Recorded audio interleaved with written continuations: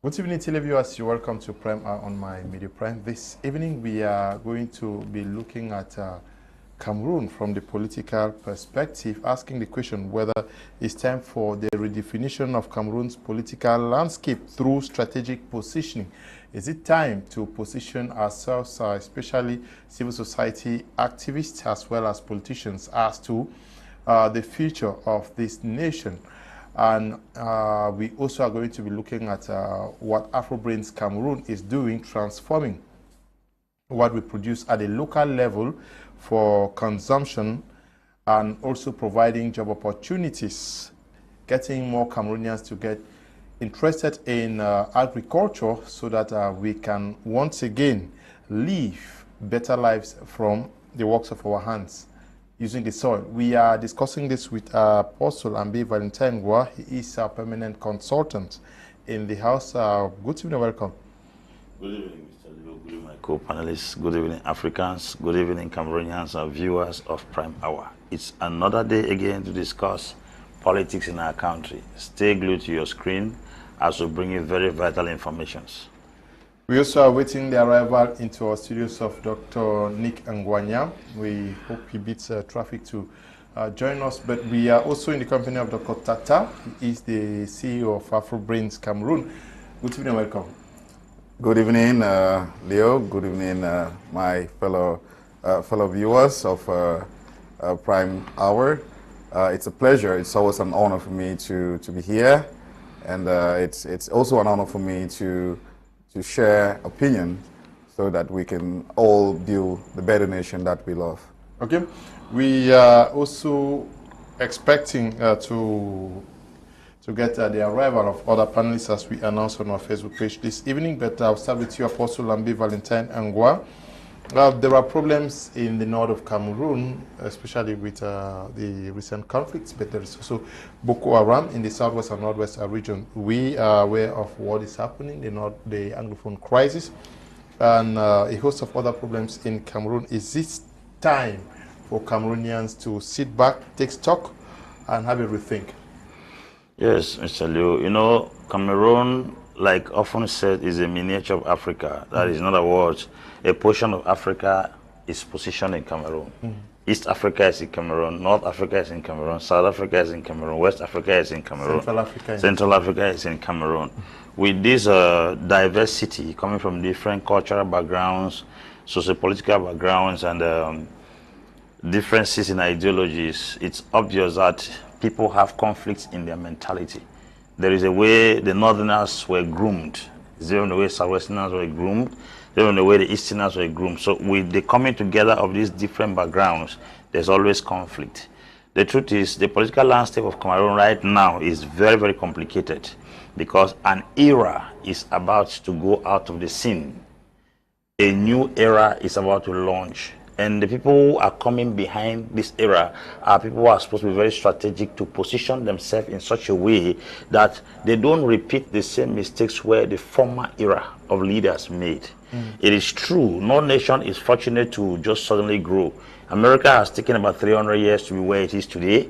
Europe, Africa, we are just barely 60 years as a nation, and there is a need for people to constantly fail because their failures become now a path through which the next generation can walk in to correct the errors that they have made. In Cameroon right now, Cameroon is like a time bomb that is ticking. It's ticking for explosion because a particular era of leaders are about to go out of the scene. They're about to leave the stage. Now is the time for the next generation of leaders to strategically position themselves so that they enter and fill in the blank spaces that these old leaders are about to create. They're about to create a vacuum. And these people are coming to clear or fill this vacuum, supposed to be people who understand the nitty-gritties of what is happening socio-political and economically in the country, so they can be able not to repeat the same mistakes the former leaders have made. So every Cameroonian who is very sensitive and has a foresight like that of an eagle, supposed to sit and understand that this particular stage that is coming up is a place where people have to be very, very sensitive and strategic on how to approach it. For instance, the political terrain seems to have failed. the economic terrain seems to have failed, and most other parts of the country seem to have failed. Industrialization, technology has failed. What are these people who are coming from behind calculating? What are they thinking? What are the parameters they are supposed to put in place in order to launch a solution to this problem that the former system has already created? Those are the things that we're supposed to be deliberating here. In the economic sector, we need a group of leaders who have understood practically where the nation is lagging. In the political sector, in the social sector, industrial sector, technological sector, people are supposed to be preparing themselves to make sure that the errors made in the past should not repeat themselves anymore. Okay. Dr. Teta, you also have a feeling like Apostle Ambe Valentine Ngwa is talking about an era that may soon be giving way to another that is expected to fill the gap and take the lessons from the past. But do you even have the impression that that is what is happening, that the younger generation are taking notes and gearing up to live up to the challenge? Yes, I agree. I agree with a lot of the things that Apostle has made mention of. But in addition, I must indicate that until we get to a point where the youths are ready to take responsibility, yes, the youths know the problems. Yes, the youths can recite the problems. Everyone can recite the problems of Cameroon. But the thing is are we also ready to take responsibility to begin to engineer some of those little solutions in our little corners, so that we can be able to make Cameroon what we dream or what we desire that it should be? I think that is where the problem is, because you see the tendency in Cameroon, as we see it, is that everyone is struggling to blame another, and that is the reason why we have conflicts left and right. Because if everyone was at a position where we're taking responsibility, where there is a problem, people take responsibility to get it fixed. Where there is a challenge, people sit together to have a conversation. I think if we were doing things in that way, we would be making progress. But if we continue to, say we're blaming each other, the generation that would follow after this may be worse than the generation that is here. So it is. I wish to really call upon the youth that the way forward is to take responsibility. We may find ourselves on the streets today, but until we take responsibility, it doesn't matter who is leading the country. It doesn't matter who is the leader. If we do not take responsibility as youths, if we do not take responsibility as citizens, if we do not put ourselves together to begin to build those parts of our nation that's broken, then you would realize that we would have the same problem repeating itself, because it's because of lack of responsibility, lack of irresponsibility. If you ask me, I'll say Cameroon actually needs a very hard leader. We haven't really had a leader that is hard enough, that can really impact discipline. I'm talking about positive discipline. I'm not talking about brutalization. I'm not talking about other things. I'm talking about positive discipline. Discipline that has explanation, where you can ask somebody to do something which is good, and that person gets it done with the understanding that what you are asking him or her to do is the right thing. So if we have a leader who is hard enough, who is principled, who explains himself, who communicates with the people, who can actually be able to express himself, not that kind of virtual leadership or leadership by proxy. So I believe that, yes, we're having a new era of leadership in Cameroon. Yes, the youth should take responsibility, and yes, it is only when the youth take responsibility that we're going to be a better nation. Okay, Dr. Nick Ngwanyam, we're talking about era has to stay at that level. There are seemingly problems across the nation today. I'm talking about Cameroon. Yeah, it's no longer news that there are many things to be fixed, and we are looking. He talked about the possibility for an era to give way for a new order. Do you see the youths living with that consciousness that the future actually is in their hands? First, I must apologize for coming late. The traffic in town is really monstrous, and it's very disturbing. It's not in my nature to come late. What they have been saying, I listened in on them, and I think they are right. there is rainy season, then it changes to a dry season, then it changes. So we're at that time where we expect a change of season, a change of leadership, and a change in the way we do things. Whether we like it or not, it's going to come, it's going to happen. So the question you are trying to answer is, are the youths ready to wear the boots and go on the pitch? That's the question. Are they conscious of these seasons that may have to come? They are not. They are not. Why are they not? And even if they are not, because the elders failed to train them and to teach them. The elders have been using the youth for a different ball game, and the youths have been deceived and taken for a ride, while the elders have been doing their own thing. And there's that gap, and there's so much that is missing, which means that the youth don't have what it takes to make it happen, and they are in dispersed ranks, and they don't really know what to be done. If you ask them, they might say, oh, we want this, we want this, we want this, but it's like, who's going to do it? And then you start having difficulties. They don't have problem-solving capacities, and that has been caused by our broken school system, is by politics of hate, politics of lies, and the inability of adults to solve problems. And God so blessed us with a lot of resources, and that we have lots of leaders in all spheres, and what they have been doing is everybody trying to sell a tree trunk and take some money home, do this, and that's why there's so much corruption and so on. But building a national economy and trying to make things work for everybody, for the common good, has not been the spirit.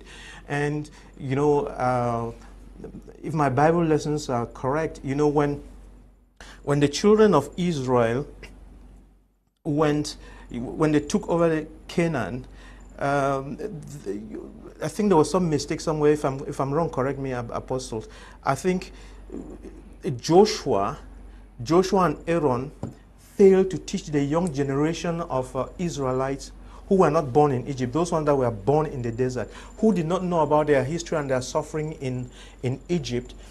This few that did not die in the desert, but were able to cross over with Joshua. Joshua and Aaron, they had the leadership, but they failed to teach that young generation of Israelites, and that's why they started to mess up, getting married to foreign women, and things became chaotic, and they had to go into exile again. So it's very important that the older generation mentors and teaches the young generation so that there is continuity.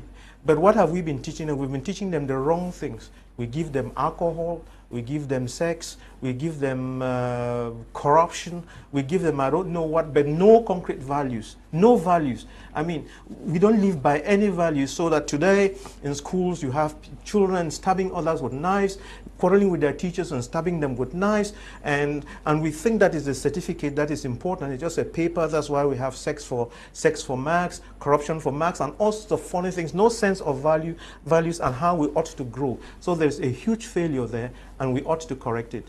Okay, there is a huge failure.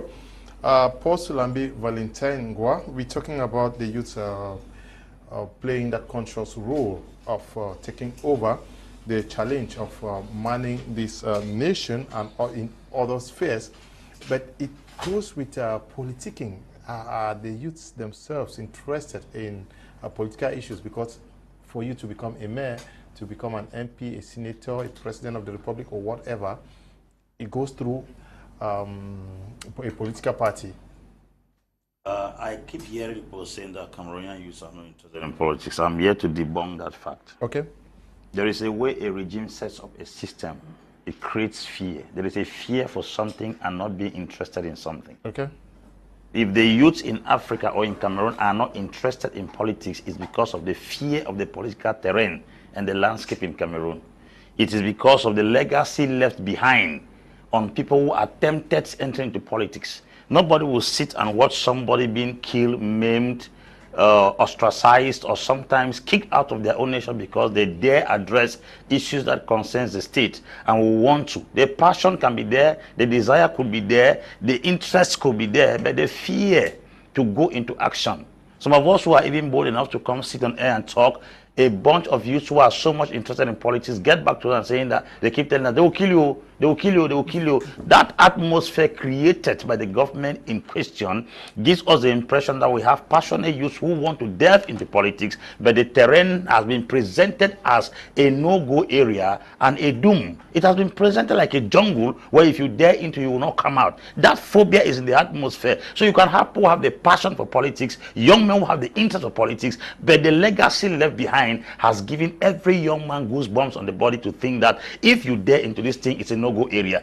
Youths in Cameroon can easily go into business, they can hawk in the street, they can go to do music, they can go to do basketball, football, volleyball, but when it comes to that domain of politics, there is a phobia in the atmosphere. Why? Because the few who attempted entry into politics, even the elderly persons, some of them were annihilated. Some of them, how do you explain that in 1992, the elections that went in the country, there was terror everywhere? Every child that grew within that era, seeing the first multi-partyism that took place in Cameroon, and the outcome must have left a stigma in the heart of every youth that this particular terrain is a dangerous one. That's why you can find youths in the market selling, you can find them doing sports, you can find them doing music, because the trend in Cameroon, almost every youth wants to do music. You have young men who are rising in the musical sector because why? Nobody threatens them in that area. People are delving into football, nobody threatens them in that area. Some are jumping into farming, nobody threatens them in that area. But when it comes to the political terrain, the youths are intimidated. How do you explain that the political party leaders who have attempted going in to challenge the government were brutalized? Some were locked up in prison. Who doesn't want to keep his life? Who is not afraid to die? So they should not tell other drama that the youths are not interested or they are not prepared. Secondly, there is this notion that we have in Cameroon that you must reach a particular age before you man leadership. But the trend is changing. The director of ENAM is a 36-year-old boy. Etofis 40 years taking fake food. Let us see what happens with Etofis. Let us see what happens with the other leaders who are younger and they are taking posts of responsibility, because we have sat down and watched the old person sit on those responsibilities for many years and we have not seen any impact. So let us leave another generation to take the opportunity of leadership and then see what goes into it. Listen, when we talk about the youths in Cameroon are not prepared, they are not serious, they are not interested, until you give somebody responsibility to try, you cannot sit at a distance and make conclusions on them. Yeah, but until you were given the chance to sit on a panel and moderate journalists, nobody knew journalism was inside of you. It wasn't the certificate. Yeah, but Apostle, who gives you? You must be disposed now. That's why I'm letting you understand that a phobia has been created in the atmosphere. How do you explain that somebody wants to march peacefully in the streets, which is the right of every citizen, and he's being molested? That is a phobia created in the atmosphere. How do we turn this around? This is what we are supposed to do. What we are supposed to do in Cameroon, I'm addressing this issue in Cameroon particularly because it's almost everywhere in Africa where people are being maimed. Look at what is happening with Robert Kyagulanyi, Akabobi Wine in Uganda. Daring to stand in the presidential office, he's being kicked, battered, molested every day. People are being killed. We saw what happened to the late Changirai in Zimbabwe. So you see, all those things are things that put fear in the hearts of young people. I am like a role model to most young people today in Cameroon who like the political sector. But the truth is, most of them are afraid. Because I've done field and feasibility studies to ascertain the heart of Cameroonians who yearn for leadership. We have potential leaders in the economic, we have potential leaders in the political sector who want to go in for leadership. But the truth is, there is a fear of death. There is a fear of death. And somebody has to challenge the status quo. Somebody has to challenge the status quo. Do you know that it is still a miracle that Etofis happens to be at that age a Fekafoot president? Why? And the very first of his kind, that he is a footballer in that office. Or we have had the civil administrators and elderly persons, because there is a notion in the atmosphere. Now, how do we challenge this? We still tell the youth to know this. Whether you run away from it or you accept it, you will still die. Something must kill a man. There must be a force to instill this courage in the hearts of youth, and somebody has to rise to challenge the status quo. I stood here, I've been on television talking things concerning the state of this nation. People will come here and say, do you know that the key Prophet Frank died? So when somebody died because wanted to become president, why don't they tell me of those who succeeded? Why didn't they tell me about George Weah? Why must they compare me only with somebody who died attempting becoming the president? I should think only the negative part. That's the notion. Okay. Yes. How do we beat this? Because he says that there is a phobia, fear factor. Many persons also think that, okay, if you're getting into politics, it is... you're on the way to that. How do we turn this around? Yes, I think in every democratic nation there are general, the way the nation is crafted already makes room for preparation for those who are supposed to take the leadership. I think we have, there's a progress record that is supposed to be followed. Unfortunately, we live in a time where some of those things are not very predictable. We live in a time where appointment supersedes elections, so it's pretty difficult to really tell. But we're still hopeful, because I continue to say that, you see, Cameroon as a whole is undergoing a transition. It's not going to be that kind of transition which is going to occur normally, but we all know that it's going to be drastic, and that change that is coming is what Cameroonians should actually be ready for. Because the thing is this, let's be very careful, because we may be thinking too much about the leader and forget that the leader is not going to be the one who is going to clean the streets. The leader is not going to be the one who is going to do the farming. The leader is not going to be the one who is going to come to our schools and construct the schools, but the leader is of course going to lead. If you look at the corruption in Cameroon, it's not only centered around the leadership, everybody. That's why I said the indiscipline in Cameroon is what is causing the problem. Because if we have to depend on the leader, when everybody sits there and say the leader is going to do this, any leader who comes in will fail, because everybody is just going to sit there. So we need a hard leader. We need someone that is going to get in and put people on the rails and get people back. Because you see, because of the challenges that Cameroonians have been facing over the years, because of the deviation from the normal that Cameroonians have lived for several years, it will take a very strong leader to bring Cameroonians back to the normal. So I continue to say that we're going to need a really hard leader. I wouldn't mind, I would prefer a military leader that is going to bring this country into order, because everybody is very indisciplined. I mean, come on, we cannot pretend. We need a hard leader. Go to Douala. Yes, things are difficult, but it doesn't mean that we will have to be destroying each other. We need a hard leader who is going to hit on the table, and we need a hard leader who is going to instill some indiscipline. I'm not talking about repression. That's not what I'm talking about. I'm talking about discipline. I'm talking about a situation where we have somebody who is going to remind us about the good times we've been through, the challenges we've been between, and then the hope that we can have if we get disciplined. So I believe some of these things, if we begin to instill into the youth, because the context in which we live today, honestly, the context in which we live today, if we think that we're going to have a better nation just by pretending that there's going to be some form of an automatic change, it's impossible. We're going to need a drastic change, and that drastic change, we should be ready for that drastic change. And if that when that drastic change comes, everybody should be ready to follow it. Okay, we've had promised slogans which have not worked in Cameroon. We all have heard about our second generation agriculture, which has not really worked. We have heard about greater realization, and we've had so many of them. Should we not also trace at a genuinely where these problems are coming from? I'm talking about persons who think that they should be aspiring of taking this nation to some other direction. Are these not the things that they should be working on now? That's right, you're right.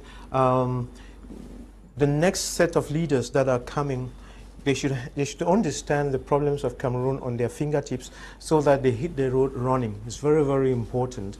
And I think Cameroon is not going to be, the youths are not going to be waiting for you to be giving them slogans with no results. People want results from day one. Like Etofis is going to be delivering from day one, there's no question. That's how it works. And a lot of things have got to change, you know, so that these things can happen. I'm listening to Apostle Ambe speaking, and I'm listening to Dr. Tata speaking here, and what they have in mind is exactly what Bishop Duncan Nicholas was saying in Ghana, the kind of leaders that Africans need.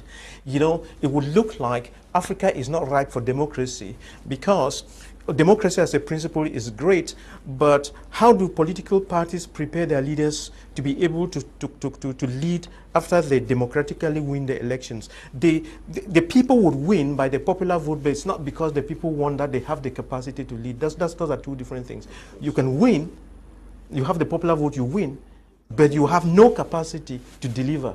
And that's the biggest problem that Africa has. Now, and when you were also talking about youth taking over, what do the youth need to do to be able to take over? I want to first say something. In Africa, there are jobs, and a lot of people think that being a politician is a job. That's the biggest mistake. Being a politician is you are there to serve. It is not a job. It's a place to get rich. Yeah, and it's a place to get rich. It's all wrong. We have all the wrong notions about politics. So, like in Cameroon, we have 350 political parties. What are the 350 political parties doing or saying? They're all liars, all of them. In fact, we need not more than 5 political parties in Cameroon. One extreme right, one extreme left, one in the middle, and then a center right and a center left, period. All the other ones, they are all liars. So, and we need to find out why they became so many. So people have their individual things, everybody hoping to hang on something to have bread. We need to change all of that. That said, the kind of leadership that we need enlightened, benevolent. When I use the word despot, some people have tried to correct me that I shouldn't use the word despot because despot has a negative connotation. But the leader should be enlightened, should be benevolent, but should be strong in character. That's the word. But positively strong in character. We are using that word despot, but that's what we are looking for. But when you use the word despot for people who are studying history, they go back into those European despots out there, which comes with a negative connotation. No. Strong in character. Benevolent? No. Enlightened? That means you should know the problems and know how to solve them and have all the strategies. Then you should be benevolent. That's you care more about common good and the people, not yourself and your ego and your family. No. And then you should have a strong character to know what has to be done. Put your foot down and get it done. Follow up and make sure it is done. If somebody is messing up, keeping him the teeth, kick him out. Then look for someone who can do the job, put him there, not family and all these kind of things. We need to change our management styles, and we need to be very firm. And what are the problems again before we get lost? There's the Anglophone problem that has to be solved and is going to be solved. No question about that. There's the youth problems. You see, we've been talking about youth. The youth problem is a huge packet. And I'm glad that Etofis is coming in because Etofis is going to champion the youth problems in the solution. He brings in his youthfulness, he brings in his charisma, he woos the youth, and we throw in the programs, and then he makes them work. Then there's poor economics. Our economy is not good at all. If someone ever told our economy is good, he's a liar. It's not good. It's very primitive. And then we suffer from chronic indiscipline. We suffer from chronic indiscipline, and then we have this thing called bad governance. Bad governance is a huge package. We can stay here for 1 week talking about bad governance. Just give me 1 week, and then there's the poor education. So we have to fix our children to have the capacity to solve problems. And yeah, but all of what you are enumerating, these are the things that those who aspire to make a change should be taking note. Yeah, they should be taking note, but they don't. They only sing, and at the end of the day, they will go and give salt over here, rice over there. You have heard this thing of sardinas and so on and so on. We need to move away from that. So, for instance, why did Eto'o win? Eto'o won because he was able to say, these are the problems in the house. I am going to solve the problems. And these are the indicators of the problems that were in the house. I'm going to solve the problems. I'm going to put my finger here, 1, 2, 3, and I'll be solved. And catch me at 1, 2. If I'm making a mistake, keep on, correct me, help me. But let us work on this. And this is what I'm going to deliver. But his friend was just telling you the old stories. The son of Papa. No, it's not. This issue of son of Papa is over. Okay, son of Papa. We are talking about strategically positioning ourselves for the good of this nation. We have more than 300 political parties in Cameroon. Do we need them? How have they helped Cameroon to grow? Dr. Nick has said it, and I will still stand by saying that we don't need up to 300 political parties in the country. Okay. A true democratic society if we have to apply democracy, because the need for all those political parties in the first place is because it is democracy. If it is not democracy, we don't need more than one political party for now. And this country called Cameroon is not ripe yet for democracy. This continent called Africa is not yet ripe for democracy. I think selective leadership in some places have created the best leaders so far. People know who is a leader and they can choose somebody to lead them without normally casting votes. It is the idea of vote that a certain Nigerian actor, Yul Edochie, said, I used to think that politicians or leaders are bad people until I came to understand that the people are worse than the politicians. Why? Because the people who know the true leader will collect money from the wrong leader and put him in power. That is where the challenge is. Somebody will collect 2,000 francs and vote somebody in power knowing fully well the person is incompetent. So the worst people on earth is not even the leaders in question, but the people who are voting the leaders, because they are taking 2,000 francs to put a man to torment them for 7 to 8 years.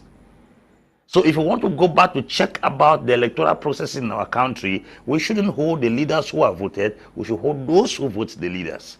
Because the people are worst. Now when they sell electoral cards for 2,000 francs for a man that will stay for 7 years, when the 2,000 gets finished, they rise up to insult what they instituted.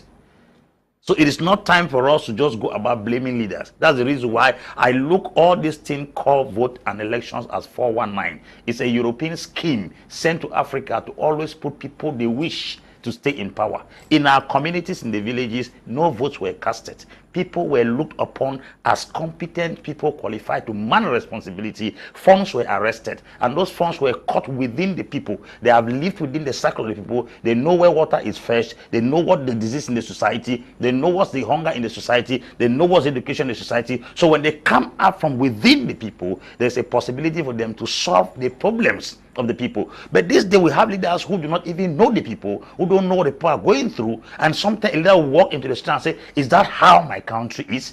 If that statement is coming from the mouth of a leader, then it is a disgrace of monumental proportion, because it is a disgrace that you are living in a country you don't know what the people are going through. So I think that we should go out of this so-called scam called elections and be able to look at people like this and put on platforms for them to debate and see people who have ideas on the table, and then give the opportunity and a time range to lead. If some people can stand like 10 persons and they come on a platform and then a jury stands there and they say, we are giving you this thing, because I served in a church as a young pastor. I was ordained, I think, 2003 as a young pastor, and the senior pastor was to depart. They didn't go for votes. They called the pastor separately in front of the elders and asked them, if we give you this church now, what will you do? It was based on the assessment of each of the pastor that the person was qualified to take over responsibility.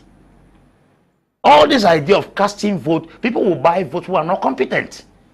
That's what we are talking here. And the worst people who are supposed to be blamed are those who are collecting 2,000 francs to give somebody a seat for 7 years. Yeah, but the problem is, whether we like it or not, we have more than 300 political parties. We are talking of strategically positioning. What are we doing? How do we sanitize the political scene in Cameroon? Okay, let me give the reference of the Gambia society. Yaya Jammeh ruled Gambia for many years, almost about 22 years, under an iron fist. And when he was leaving, he stole almost the entire coffers of the nation. How did this problem come to an end? There was a coalition. This Adama Barrow was the treasurer of the United Democratic Party. Adama Barrow was not a presidential candidate. They called him a president by circumstance. He was the treasurer of the United Democratic Party when the leaders were arrested and kept in prison. That's how he emerged to become the party head. When he became the party head, and elections now, they did a coalition, a member of parliament, whose name has escaped my mind, gathered all the political parties. When elections were conducted, that was when now this Yaya Jammeh was defeated. Yaya Jammeh initially accepted the result, and then later on came and said, nobody except Allah can take him out of the throne. And that was when now Buhari, through the ECOWAS, now launched an attack against Yaya Jammeh before he escaped out of the country. What are 350 political parties doing in a country when one political party does not even have an office? To do elections in this country, you are supposed to be financially buoyant, because in the 360 subdivisions in this country, you're supposed to have delegates represented there. It takes finances. It takes finances to print cards, to print t-shirts, to carry out campaigns in all those communities. If the resources of all these other political parties are merged together, both in number, in cash, and in their wisdom, they can be able to oust the political party in question. 350 political parties is a deficiency to the politics of Cameroon. That's the reason why every political party is looking for a constituency to head as a parliamentarian, to look for a council to head as a municipality to head as a mayor. When they are looking for their self-aggrandizement, eating to feed their stomach at the expense of the masses. When your head of party is becoming a parliamentarian, you who is under that party, what do you become? What do you become? What are we doing with political parties? You go down to the place of Niger, this Mohamed Bazoum. Political parties in Niger assembled together to kick him out of power. But they were not successful. They were successful in Gambia. Do you mean to tell me that if all the political parties in this country assemble their resources, their number, their brain, and the opportunities they have to stand against the ruling party in question, they will not change? All these political parties filtered all over or littered everywhere in this country is the reason for the poor political landscape in this country. No. Can I just... Okay. Sorry, I just decided to take the microphone now and to continue from where Apostle left. I know it's Dr. Tata's turn, but I had already put in a strategy as to how to kill all these 350 political parties in Cameroon.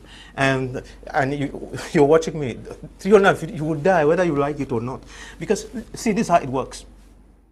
You know, all of us have gone to a discotheque or in Jangi House or Kraidai where there's the drummer who is providing the music and everyone is dancing. That's what is happening in Cameroon now.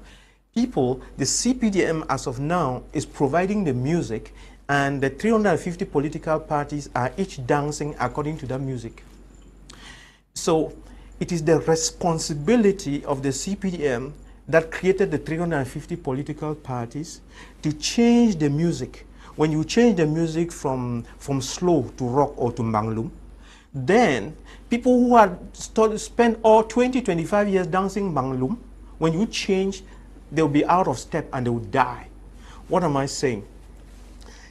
The way the CPDM has been functioning, people have just been there either to praise the CPDM and they're called presidential majority, or aggressively against the CPDM, which is the extreme left, or pretending to be against the CPDM, which is some of those parties in the middle.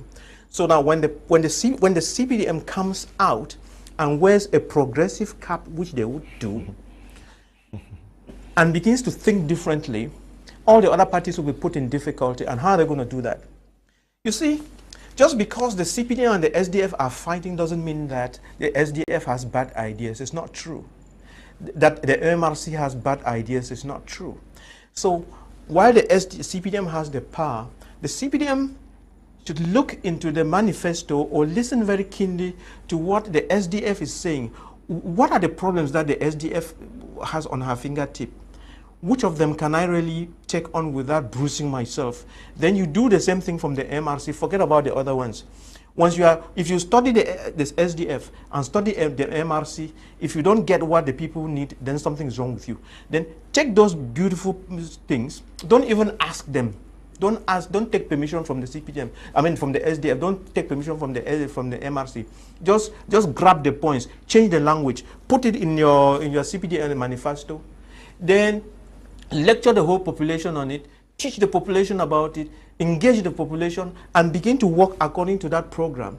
And then forget about presidential majority, just forget about all those noisemakers. They will all disappear because they got nothing to say. And then by so doing, the CPDM moves from the extreme right towards the center right and towards the center. And then by so doing too, when you change the music like this, you move the SDF and the MRC from their extreme radical positions towards the center. And the whole thing is corrected. And you make sure that only 5 parties are breathing and it's over.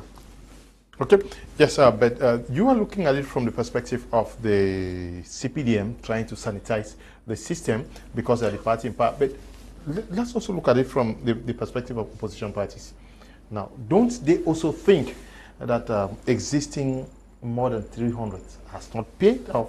Because we have parties that are existing for more than 20 years. They have never had a position of municipal councillor, a mayor or an MP. Don't they think that it's time for them to harness their energies and then forge on to be able to oust the existing CPDM party?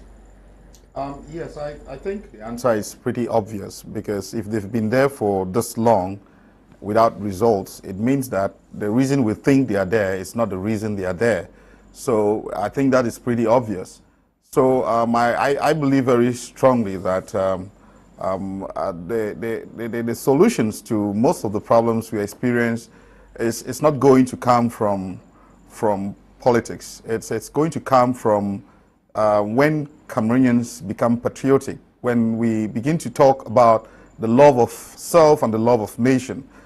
Because one of the things that makes us to get ourselves into all the unfortunate situations is that we've lost that love for ourselves, we've lost that love for our nation. So that is where we really definitely have to start from. You would realize that if you look at other countries, look at the way Americans are proud of being Americans. Look at the way Ghanaians are proud of being Ghanaians. Look at the way others who come from other nations are proud of being. But I believe very strongly that, you see, a nation that does not honor its heroes is not worth dying for. We have had Cameroonians who have excelled in several fields of life, and then they have been treated as garbage, I must say. We were just mentioning the case of Etofis. Etofis is probably an exception. What about our Marcin Benjamin, Tato Stephen, all those guys? What happened to them? Those were heroes of the nation. What happened to them? A country that does not honor its heroes is not worth dying for. So if you destroy the patriotism amongst Cameroonians, you do not expect Cameroonians to prioritize the nation in doing whatever they're doing. They would think about their stomach. They would be greedy. And that is the core of the issues that is really disturbing this country. In my opinion, I think that sometimes when I watch TV and I see, with all due respect, professors of political science still having the courage to talk so eloquently about Cameroon, I begin to wonder what they're thinking. If they were that so smart, how did they leave this nation to walk into war? How did they leave this nation to plunge itself into where it is? Where were they? What are they teaching? What are they teaching the youths? What have they been saying so far? They still have the courage, for Christ's sake, to come out and actually introduce themselves as professor of political science. I am good at this. I'm a scientist. I'm not really comparing myself with any politician, but it really ponders me. It really ponders me that we have really great professors in political science in this country. We have people who have claimed to do politics in France, in America, in Russia, in all parts of the world. They are so bold to say it on TV when they have the opportunity to say that. But where were they when this country was plunging itself into war? What did they say? Where were they? How many of them spoke when the lawyers stood up to talk against what was going on in southern Cameroon? Where were they? What did they say? So these are the fundamental things we have to be looking at. If we do not have this sense of responsibility, if we cannot take responsibility, there's no way we can build a nation. We don't have an argument to win. We have a nation to build. We have a nation to build. Good evening, Mr. Liu and guests in the studio. I really admire the optimism of Dr. Nick in his new Cameroon. With the type of juvenile delinquency in our youth today, drugs taking school children ready to stab their teachers and mates in school, etc., I doubt whether we will have the moral upright citizens to give the country its grandeur. Derek Walla writing there, good evening to you. Also, Prince G. Robert Meh, who should be watching us from Yaoundé, the nation's capital. Apostle Ambe Valentine Ngwa. We are talking about positioning for a better Cameroon tomorrow. Universities, centers of excellence.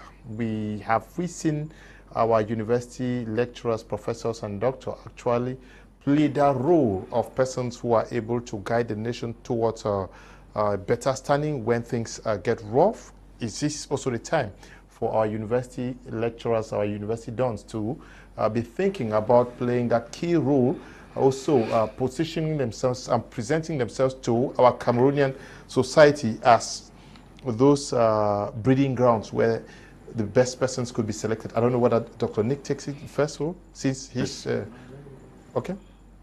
Mr. Liu, Yes. I will not in any way talk low on our professors and university dons in this country. Okay.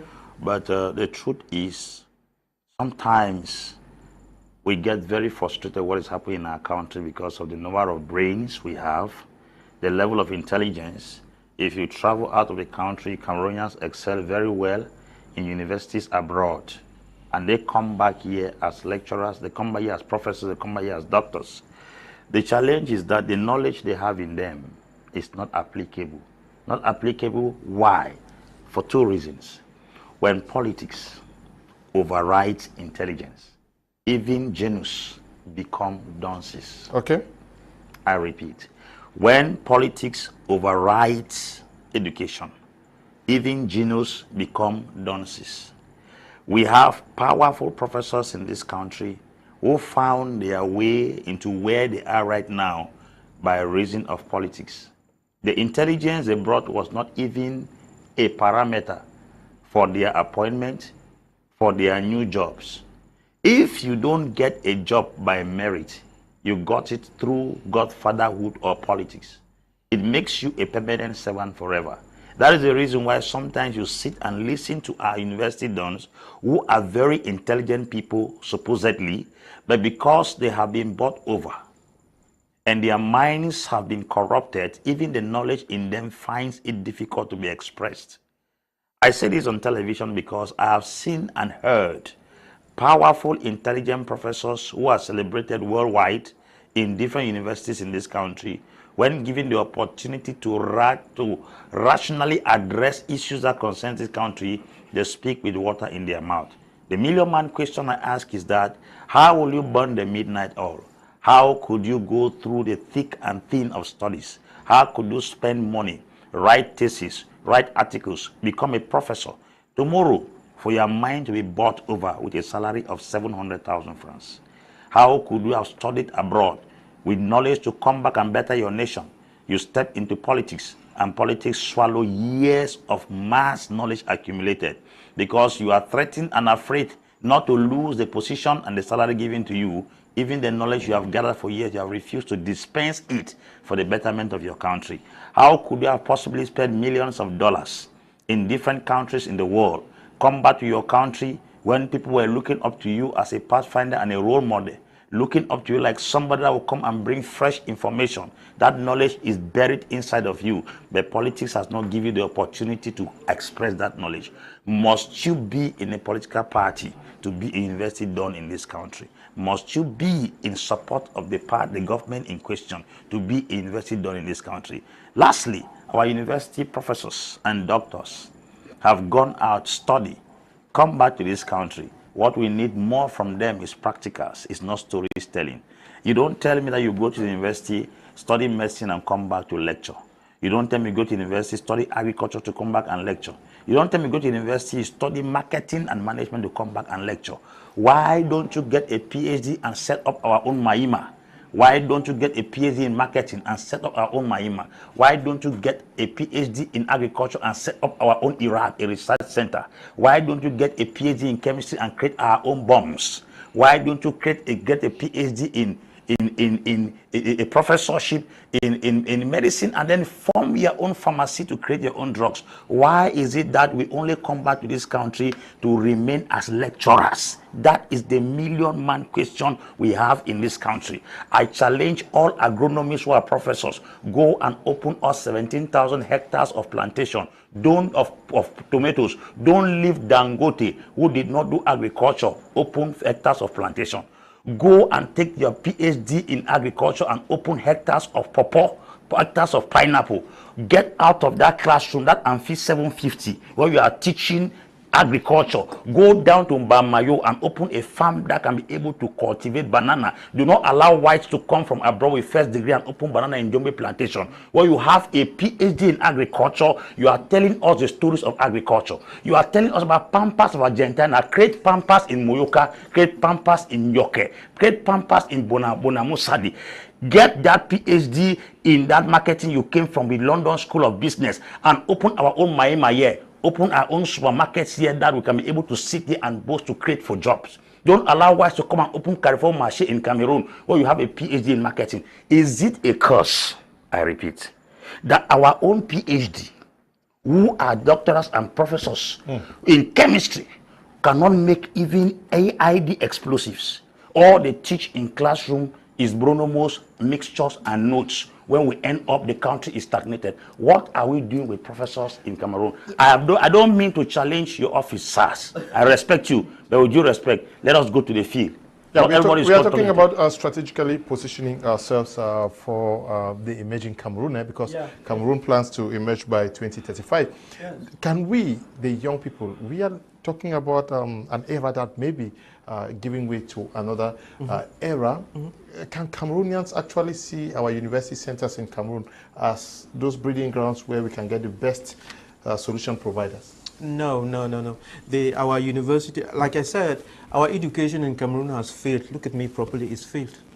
You know, I've studied in Cameroon, I've studied in Nairobi, I've studied in England, I've traveled America, China, US, I've seen it in Germany, I've seen it all. And I'm on YouTube, I go around the world and I check, we failed. And we ought to change. If we don't change, we are going nowhere. It's honest.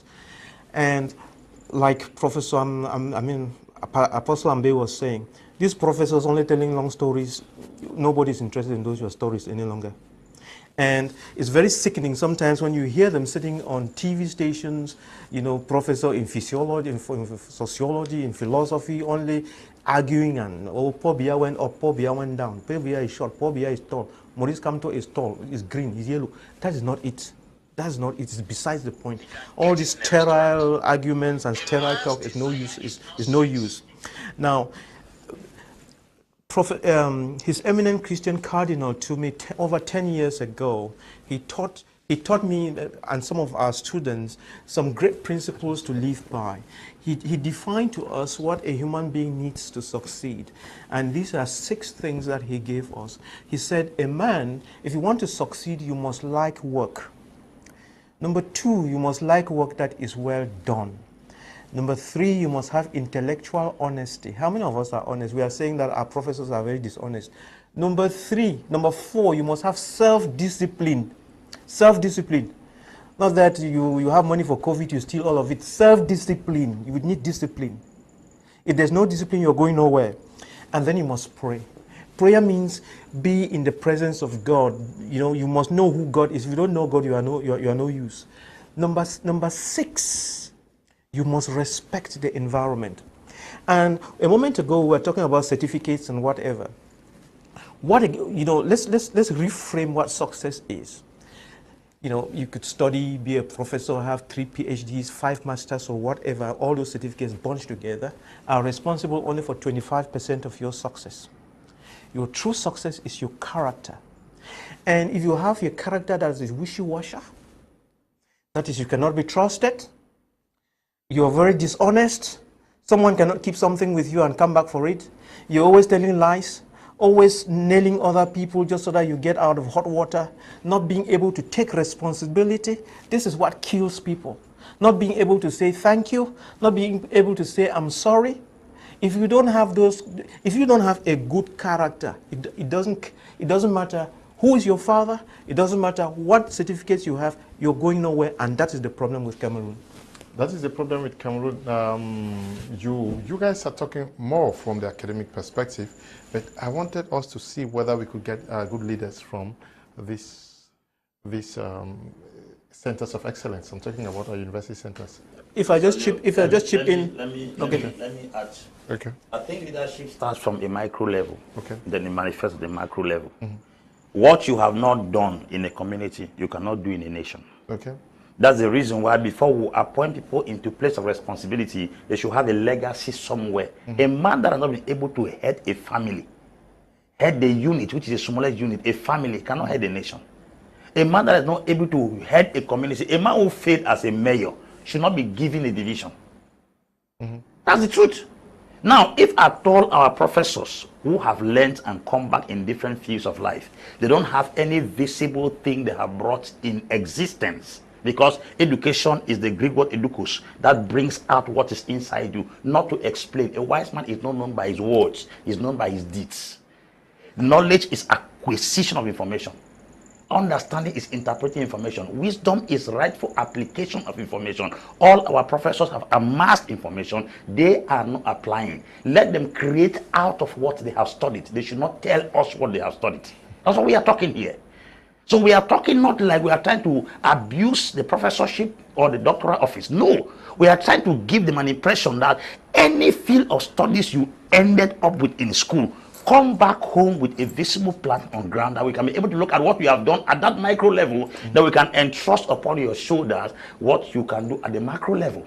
What we appoint in responsibility are people who speak good grammar. People who are able to convince us with their tongue, not those who have evidence on the ground. A man who was not able to head a primary school successfully cannot head a governor, the office of a governor. That's the truth. Now, that's the reason why when we look at people who have been able to manage communities, like for instance, somebody was appointed a mayor, like Donald John, who headed Kumbu. If you look at the impact of that kind of community development that was given to him, then you can trust him with the region. Then what we do here, we carry persons who can be able to express themselves in lingua, in the Queen's language, and then they are able to convince people with sweet-coated tongues, and then we put them in place of responsibility when they have no evidence on ground. That's the reason why empty pocket, sugar-coated tongue people are given responsibility when they cannot accomplish anything. That's the simple truth. Okay, we're going to take a short break to continue right after.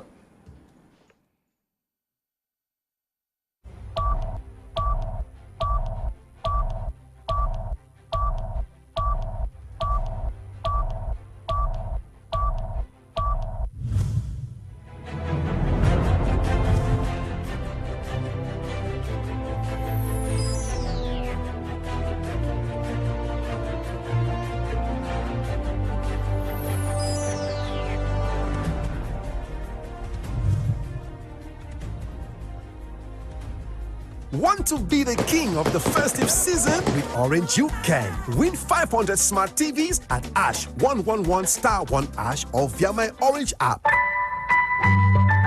Orange. Be the king of the festive season with Orange. Dial #111*1# or go to my Orange app and stand a chance of winning 500 smart TVs, 15 brand new cars, and 5,000 francs every 5 minutes. Orange. There's nothing more magical than spending good times with the family during the holidays.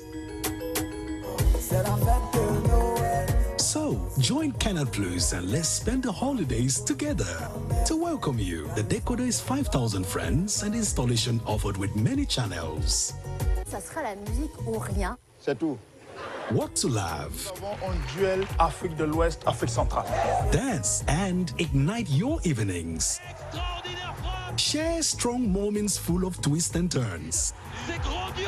And even make the younger ones dream. Passage en vitesse, Mac Noël. Tout est prêt pour qu'on profite de.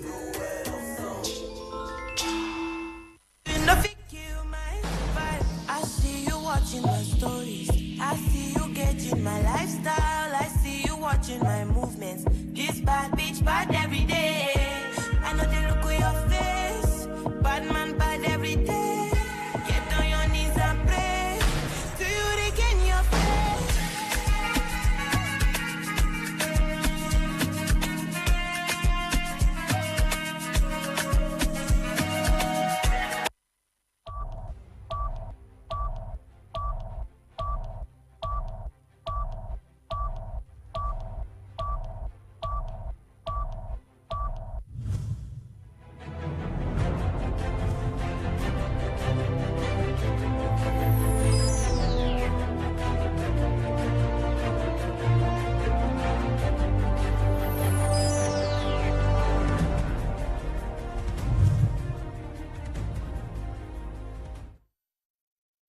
Welcome back. You're watching Prime Hour on My Media Prime. We are looking at what is expected to happen in our political landscape of Cameroon.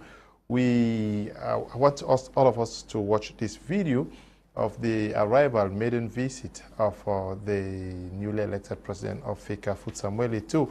That was in Sangmilima yesterday.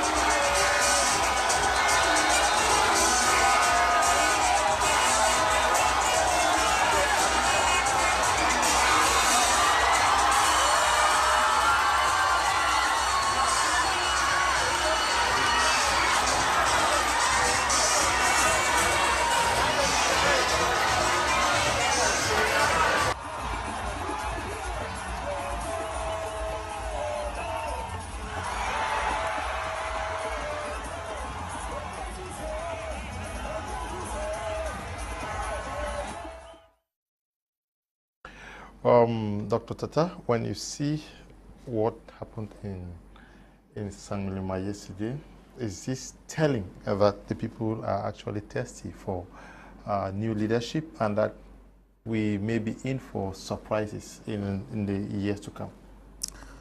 Well, yes, it is a good thing to find out that people really love him in that part of the country. But if you look at the substantial issues, does that solve a problem?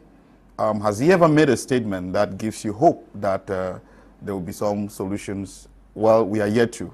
Let us be very optimistic.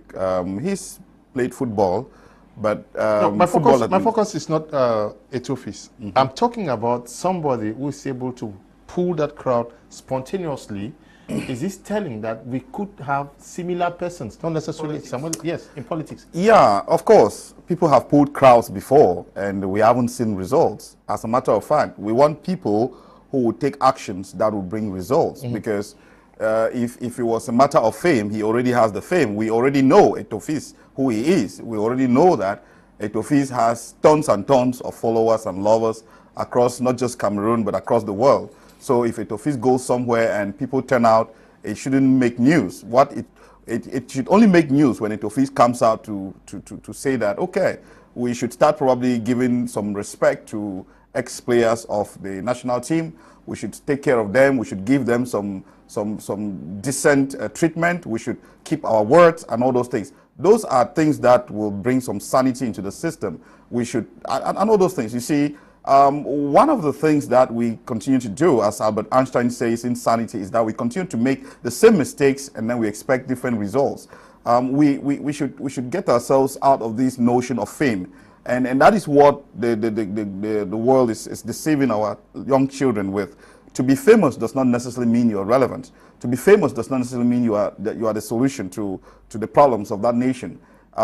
Everybody can be famous. You just need to do something that people that attracts the attention of people, and that is what is happening. That's why you see our children will go to Facebook and naked themselves simply because they want to be famous. Because the world has made them believe that when people know you, it's something nice. When people know you, but they forget to know about how do people know you, what do people think about you, and so on and so forth. So if we go into the substance of what is there, I think we'll get the right lesson. My focus was not really Samuel Eto'o, but to think that the relevance of Samuel Eto'o, I'm sure he's been the pride of this nation. We know what he has done in Cameroon. There are players who are playing in international clubs today because of Samuel Eto'o. We know of the pavilion that is at La Quintini, constructed by him, and lots of other things. So I don't think that we should at this level say that the fact that people came out for him, he's not irrelevant. No, you see, Samuel Eto'o, like I indicated much earlier, Samuel Eto'o is of course, it's a known figure in global football. It is not something that we should doubt. But when we talk about football administration in the context of Cameroon, it's a different ball game. Okay. Yeah. I do not want us to go strictly speaking Samuel Eto'o. My question is the fact that he was able to get to Sangilima, pull this crowd spontaneously. Yes. Could we be seeing this from other persons in the weeks, months, years to come? Yes, I think Samuel Eto'o, what we are seeing with Samuel Eto'o now is he has that charisma and he carries the people with him. And what you are asking, could we see the same charisma in the political sphere? Yes, it's going to come. And the secret and the trick is this: as you pull the crowd towards you, lead them in the right direction, work with them to deliver. I think that's where Dr. Tata was getting to. And if you have someone like Eto'o, he has some management skills and some leadership skills. He doesn't have all, and that's why he would have a management team around him, not necessarily from Fecafoot, but have some great people around him who give him some good ideas and help him to make decisions. But the good thing about Eto'o is his training, and for him to have succeeded in football the way he did means he has self-discipline, and He's very disciplined as far as time is concerned, which means that he hits the he hits the what's the expression again? He hits the ground running, so to speak, and he has no time to waste. And he was the right person to break up with this old mentality and corruption and bad governance that we had in Feka Food, which eventually is going to change to Feka Food. So, and Etofis is going to kind of like be, he is that emblem, just like we saw this Mullah thing going around the world. We don't even know who that Mullah is, but it's just something that people are rallying around. But this time we're not just rallying around something with a big head called Mullah. We are rallying again around Etofis, whom we know, and he's going to be pulling those youths, and through him we are going to be channeling energy and wisdom and leading those youths to become very productive. And that's what I'm going to see in the real politics, because the politics of tomorrow is also going into the hands of the youths, and it will be those youths that will be electing the administrators. When I'm talking about administrators, I'm talking of DOs, SDOs and governors. They will no longer be appointed, they will be elected, and we are going to see the kind of things here, and the nation will change. Dr. Nick, again, you are still talking about Ambe too. I am looking at the possibility for the political landscape to drastically change. Some persons may think that, okay, they are ripe, they have been there for over 20, 30 years since the creation of the political parties, hoping that one day, once the President of the Republic is no longer there, I'm talking about President Paul Biya, they will walk into the Unity Palace on a red carpet, but the possibility for surprises to come in like what we saw in Samulima yesterday. You know, sometimes in politics, Mr. Leo, what we envisage in our minds is not what actually manifests sometimes. Okay. I've seen leaders come from nowhere to become leaders. For instance, the case of Ambe in Ethiopia. He was a 23-year-old young man that served in the army. And the Eritrea-Ethiopia war lasted for 20 years. He was serving there. From nowhere, no voting, a situation, a scenario occurred, and then suddenly he rose up. The case of Adama Barrow I explained to you in Gambia. He was a treasurer in a political party, and then things just from nowhere rose up. You or I know how President Paul Biya came to power. From nowhere, he rose up. There was no chaos anywhere, no fighting, no tension, there was no vote. It was just like that. Me, I believe when God wants to do a transition in a country, sometimes the people we are focusing on may not be the persons that may end up becoming the leader. Now, what happened in Burkina Faso? Burkina Faso, from nowhere, it just erupted like that. The truth is, we have gone through a lot as a nation. This particular nation, Cameroon, have gone through a lot.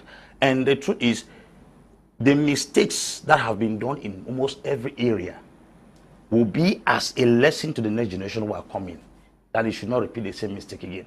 Look at what has happened in Mali. This guy called Assimi Goïta, from nowhere, he emerged. So I've realized that good leadership sometimes emerges from nowhere. In Singapore, this guy called Lee Kwan was not some leader who was elected.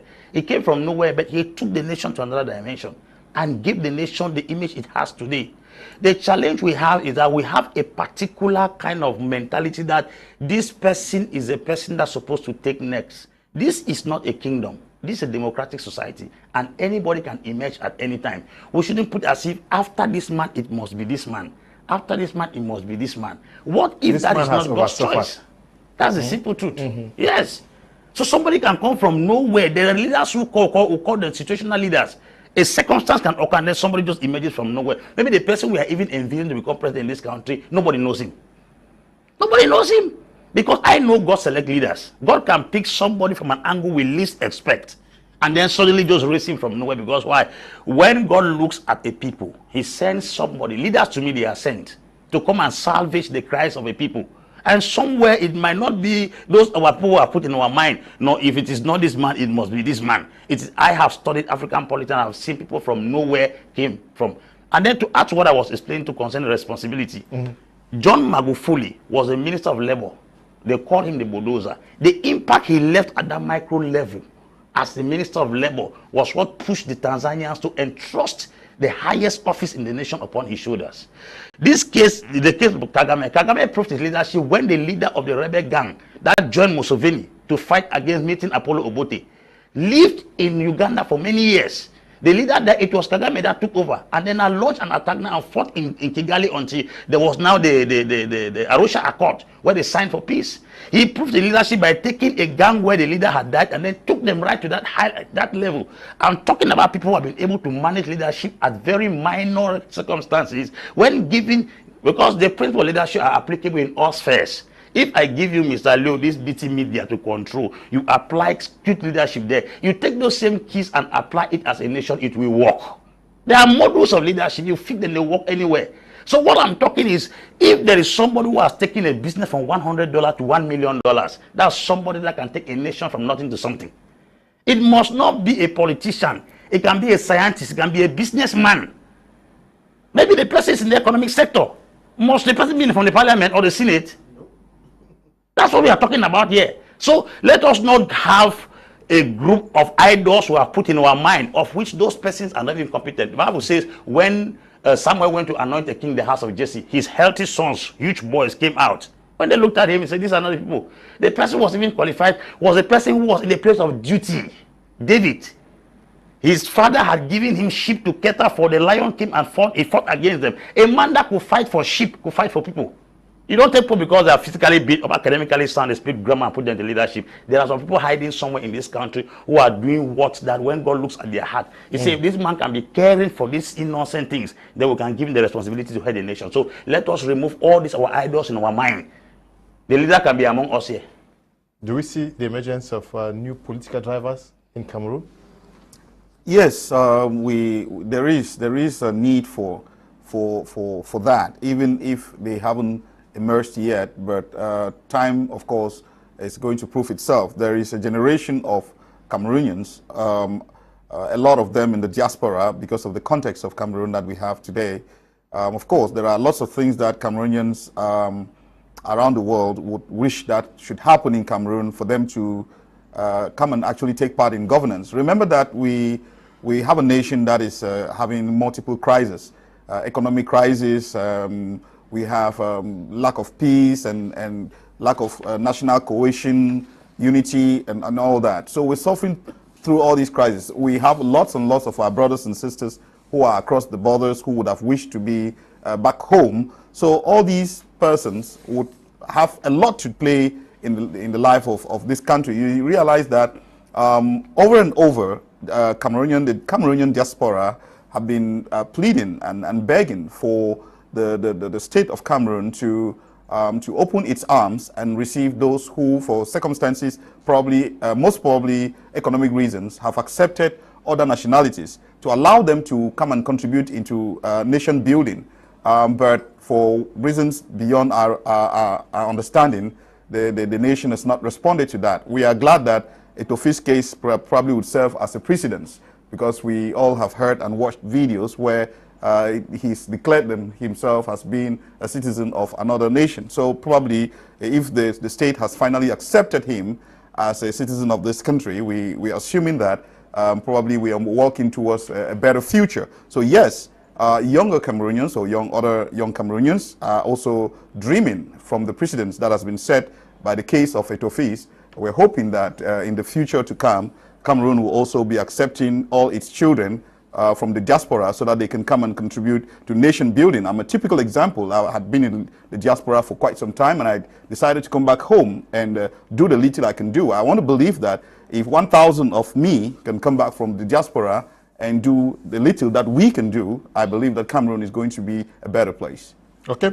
Good evening to all in the panel. I'm Ernest watching from Chang. Samuel Eto's victory is a renaissance to Cameroon's political atmosphere. Good evening to you, Ernest, writing there from Chang. Good evening to you, great minds in the studio. Our professors have buried their knowledge under the sardine just 2 weeks ago.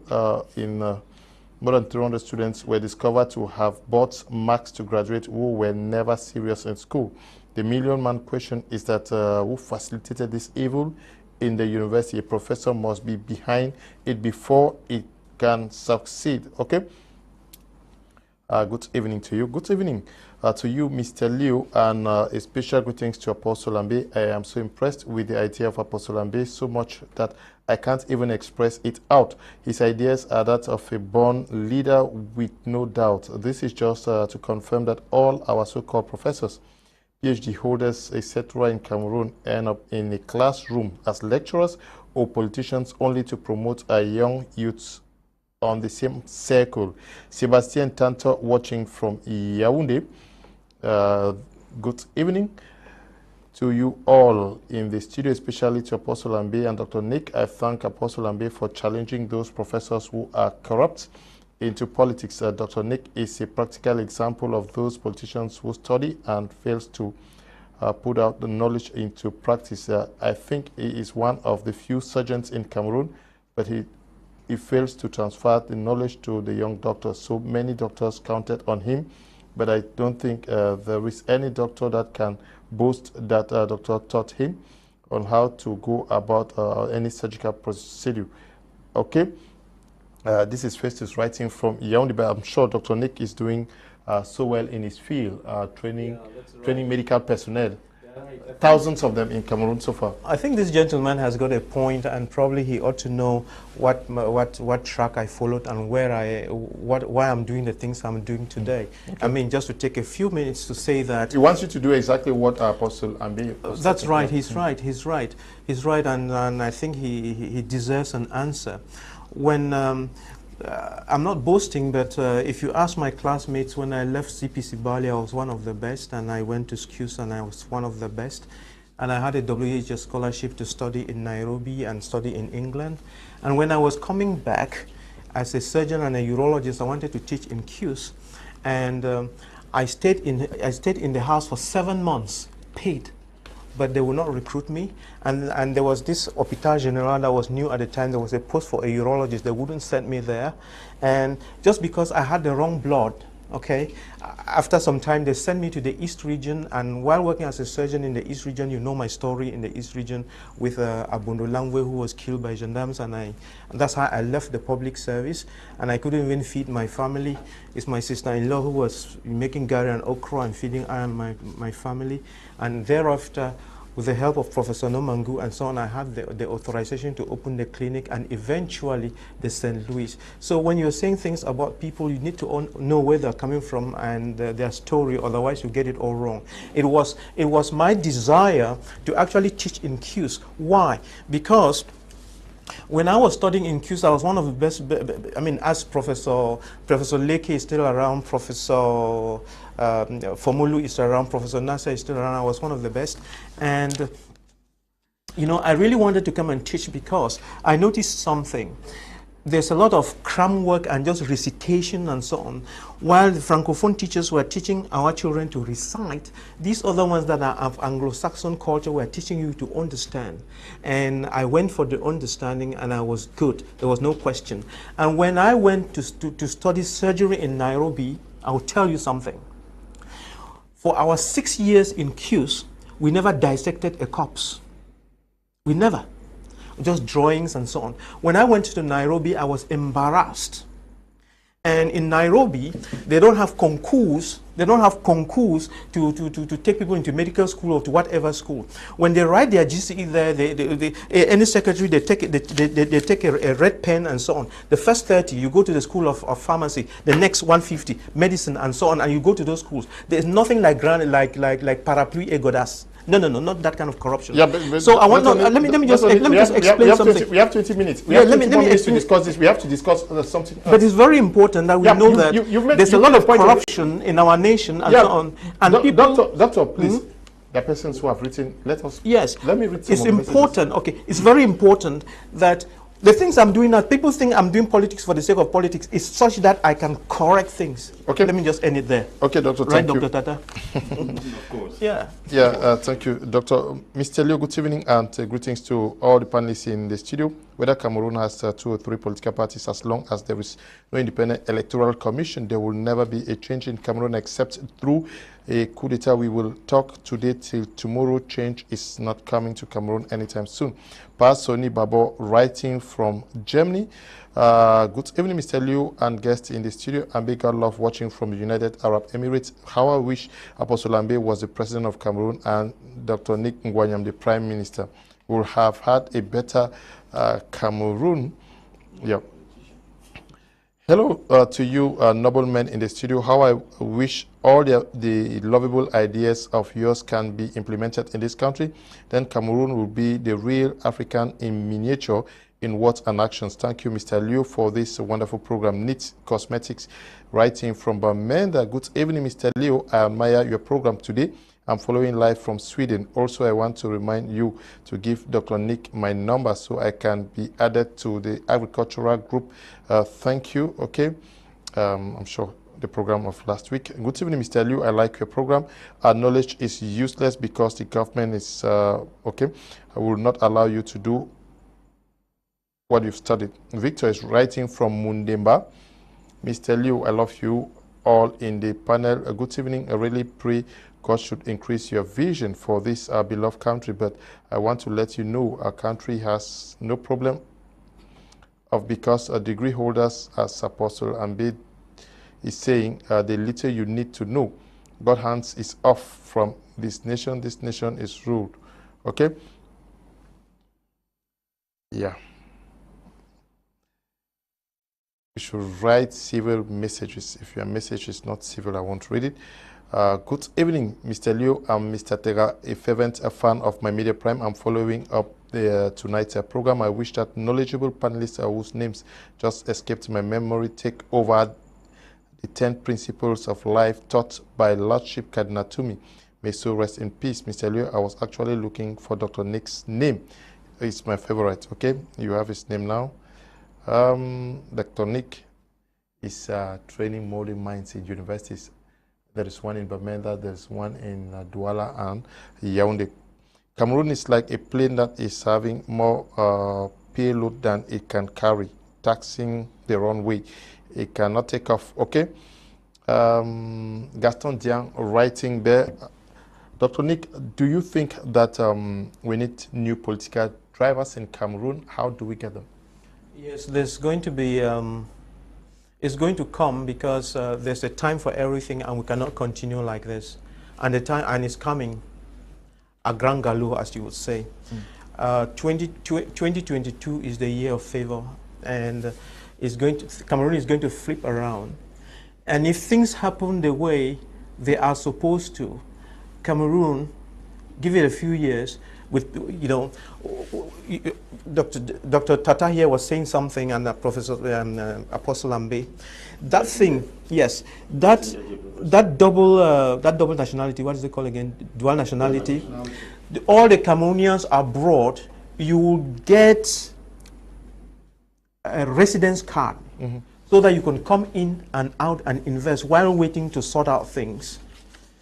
Because as of now, if you were to check most of our ministers and parliamentarians and senators and all these big people, all of them have double nationality.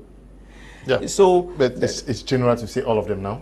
When I say all of them, that means majority. In mathematics, when you say to the nearest number, you know, the majority have double nationality. If you were to check, you will find that there's no question. And double nationality is not a crime. So you would all get residence permits, and you will come and work. I mean, just like Tata, or you know, we also went abroad. We have traveled a lot, and I know we pay these expatriates lots of money to come here, and you are the expatriate, so to speak, sitting out there, and you should come and develop your country. The country will change. A lot of things will change. Administration will change. The energy will come from abroad, and the education will change. Technology will come in. Industrialization will come in, and a lot will happen. Mr. Colette Franklin says, good evening, Mr. Liu. The only thing we need is change. Love all of you in the panel. Okay, Mr. Colette is writing from Houston. How do we get persons? Because there are persons that are actually interested and wanting to get things turned around, like you are saying, but are afraid. How do we get them? How do we get them interested and then take that position so that when the time comes, they can easily be identified and followed? There are a lot of people that are undergoing trainings right now. Okay. And everybody has a unique vision. Because if we say getting like a group of people in a camp, we are going to handpick a few individuals there. This thing has to do with passion. There are persons, if you preach politics to them from now till next year, they will never get involved into politics. I, for one, I'm not into politics. I'm just an opinion leader. There are persons that if you teach agriculture from now till tomorrow, they will not be interested. Dr. Tata is an automation engineer. He's not an agricultural engineer, but his passion is agriculture. You discover that what he studied is not even his passion. His passion is agriculture. Now, if you try to convince Matimo to become an MP, it will be like a burden to him. So to me, I believe a generation, because in the past, it was difficult to find young men who were even interested in politics. But today we have the likes of young people like Fabrice Lena and the rest who are pushing forth into the political sector. That's to tell you there's an evolution taking place. And those people are going to suddenly emerge based on the passion they carry. I have met persons who have even tried to encourage them as a pastor that they should join politics. They say, that thing is not their place. It's not their place. Another person you're preaching to do business, it's not my area. I want to be a civil servant. All they are looking for the next concours to write, the next entrance to write a concours here and there. And all their mind is to get a matricle number. That's their passion. Preach it as you preach it. Most of them are struggling to write concours to enter into the big schools in the society. That is what is their passion. So if we say we are going to get the persons who are going to carry responsibility, I think it's only God that will cause people to emerge in different fields of life to handle responsibilities. Those are some of the miracles that we are trusting only God to intervene. Okay, those are the miracles we are trusting God to intervene. We are going to be moving on to our second topic for tonight after the short break.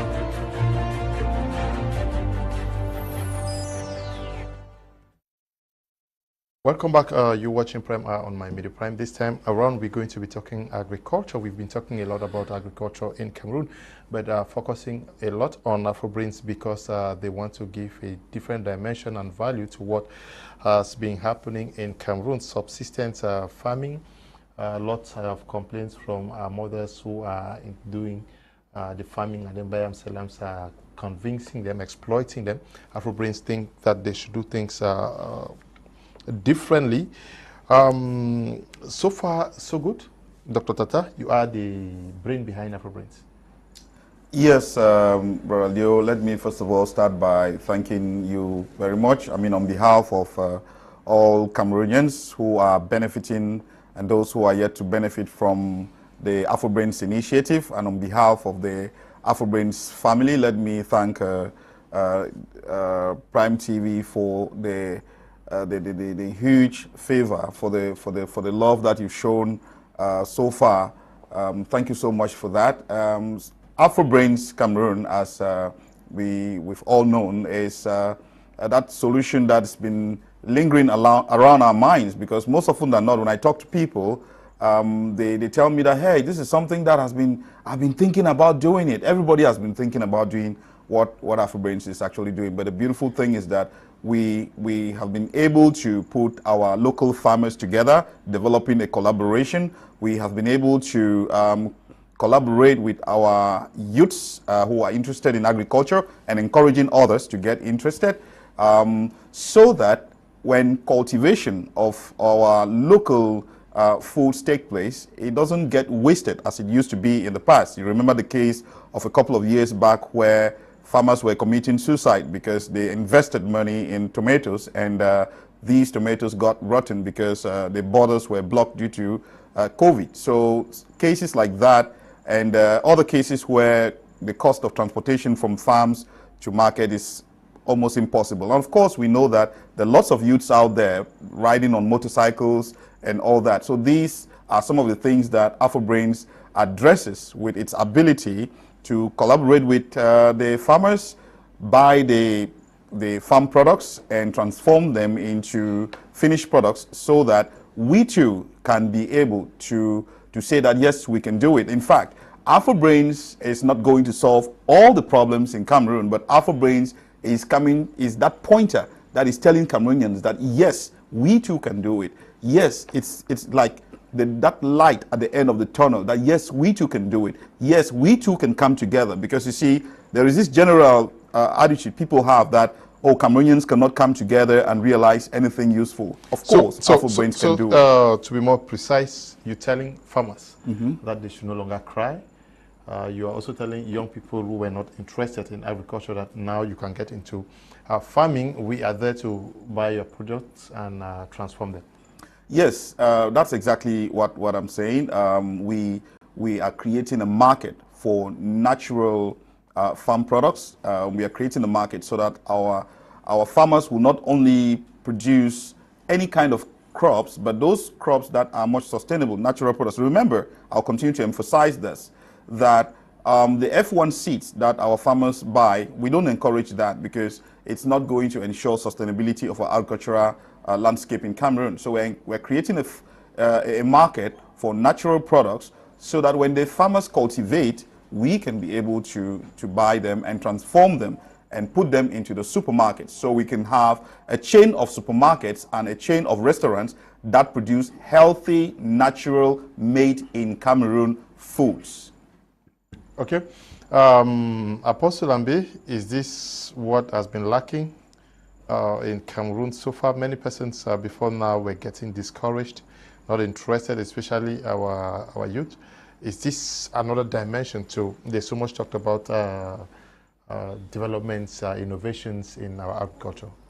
You know, I've always celebrated Dr. Tata's initiative of AfroBrains on this platform, and I'm still going to emphasize that the challenge we have in the agriculture in Africa is that our agriculture does only raw material production, which is very delicate.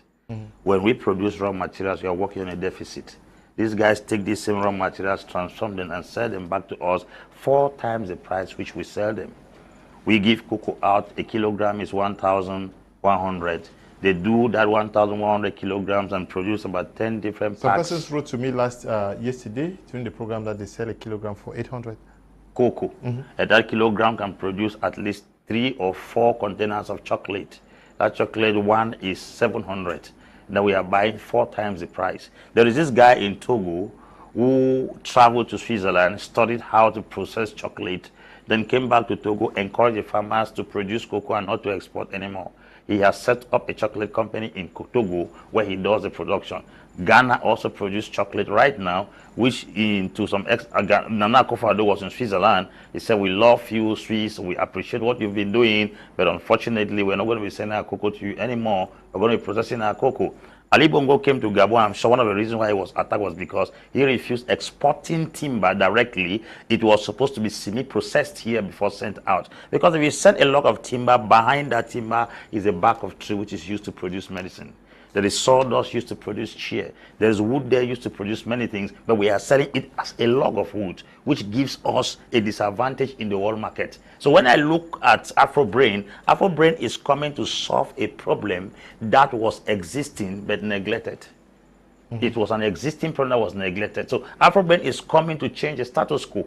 In other words, how do you explain that somebody does maize in bulk. You just sell the maize like that. AfroBrain does that maize for you in such a way that you can do fast production of fufu in 1 second, fast production of flour in 1 second, fast production of koki in 1 second. That also saves time because we are in a jet age where almost everybody is getting occupied. There is a guy who does this business in Cameroon. He goes to offices in Bonanjo and then gets price lists for women who want to buy things in the market and then buys for them, then they pay him.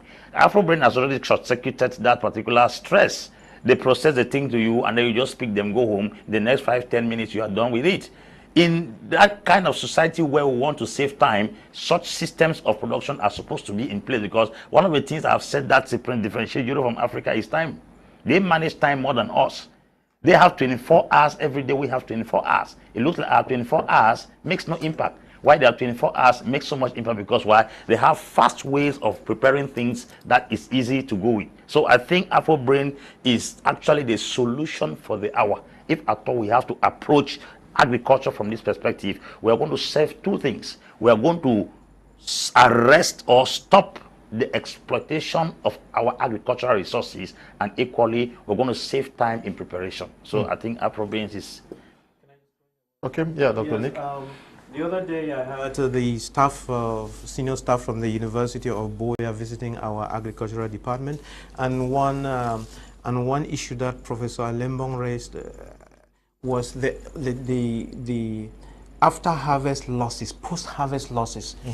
The post harvest losses, especially in this hot weather, Douala going across to Tiko, Limbe, all these hot areas.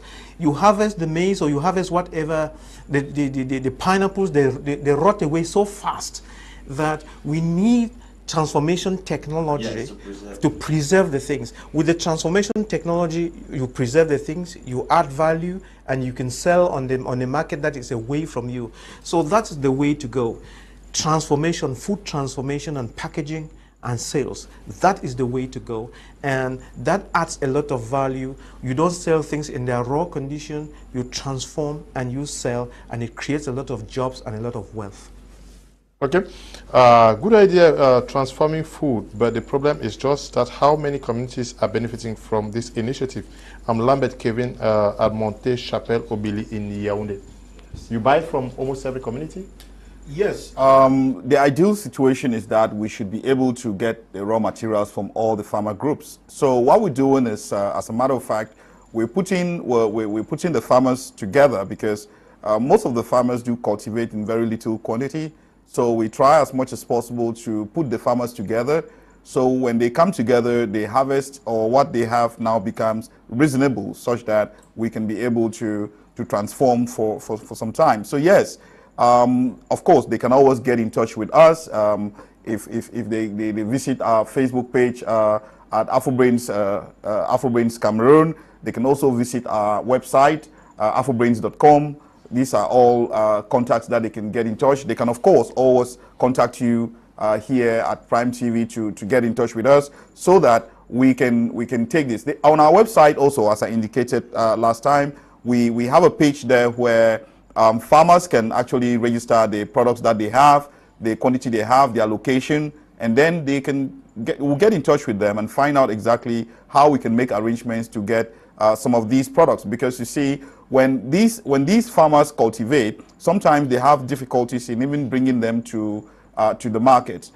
So we look at that, we can evaluate that, and then we can be able to get them. Sometimes the farmers have land, and that is the reason why we have to continue to discourage the use of genetically modified seeds. When I talk of genetically modified seeds, I'm talking about those seeds where you get, it's mostly F1 seeds, they call them first generation seeds. The problem with the first generation seeds is that when you cultivate with the seeds, I'll repeat this thing over and over, when you cultivate with the seeds and you harvest, when you take the seeds of the harvest that you've had, you cultivate again, you wouldn't have anything coming up. So it means that you would have to go back to the person you bought the F1 seeds from to buy another set of F1 seeds. So sometimes it could survive 2 generations though, but not always the case. The second generation may have issues. So I want our farmers to understand the reason why we are encouraging the cultivation of natural seeds, the natural products. So we are encouraging this because we want to sustain our agricultural environment.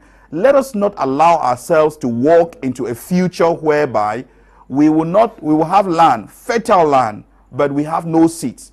And this is very dangerous. What that means is that somebody is going to be somewhere in Europe. I really want Cameroonians and Africans to understand this. Somebody is going to be sitting in Europe to determine what you eat, when you eat, how you eat, or what you cultivate, how you cultivate, and when you cultivate.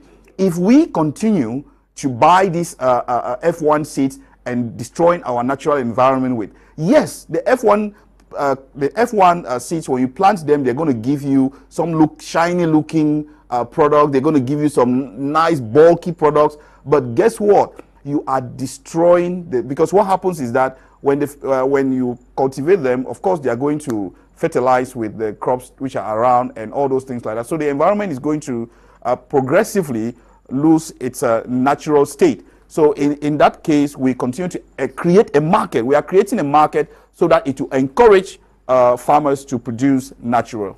Okay, we also in the company of Mr. Eya Pierre Jonas. He is the Public Relations Officer for AfroBrains. That's right. Yes, welcome.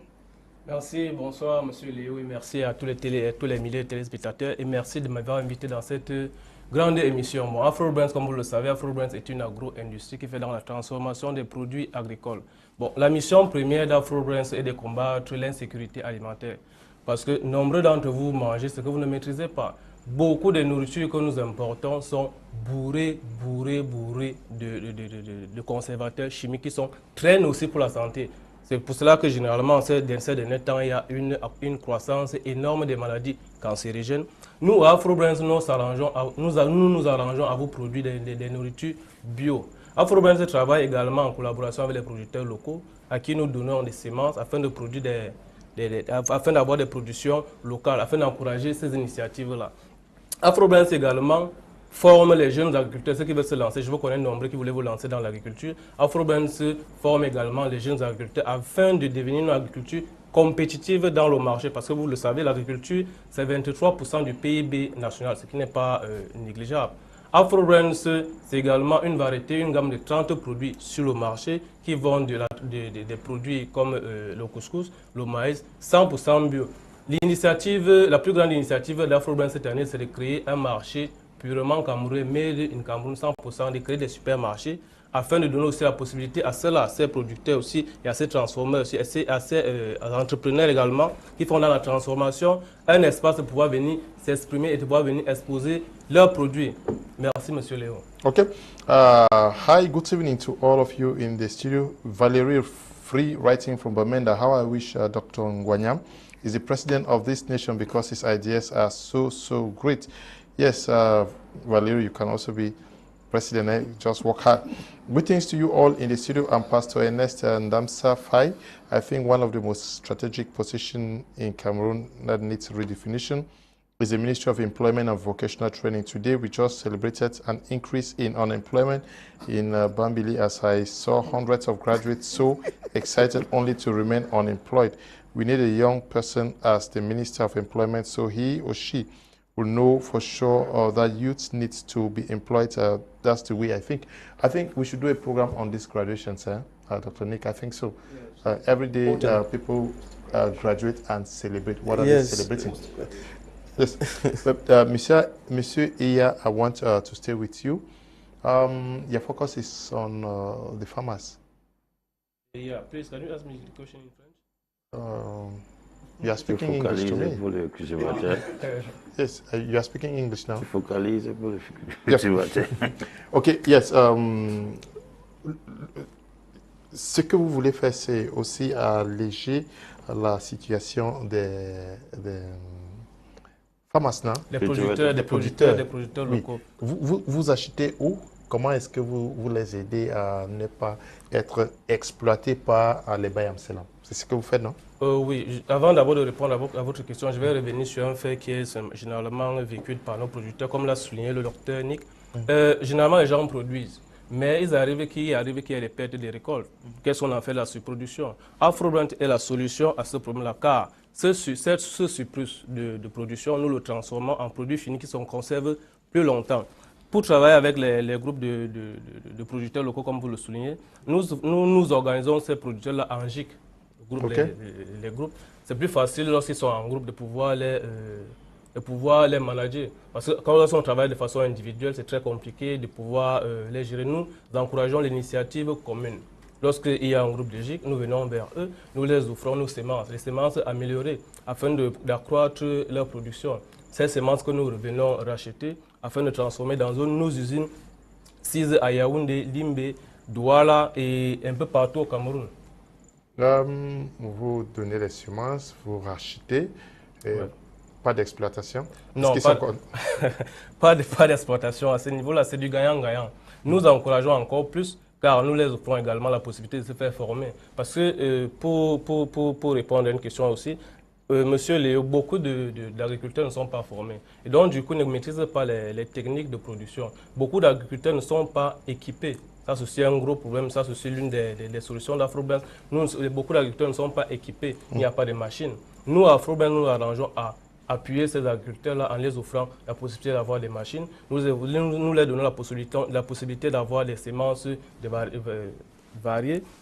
Les semences pour qu'on ait plutôt une agriculture compétitive afin de booster le domaine agricole au Cameroun. Donc ce n'est pas une exploitation comme vous dites avec les bayam salam, non, c'est plutôt une forme d'encouragement.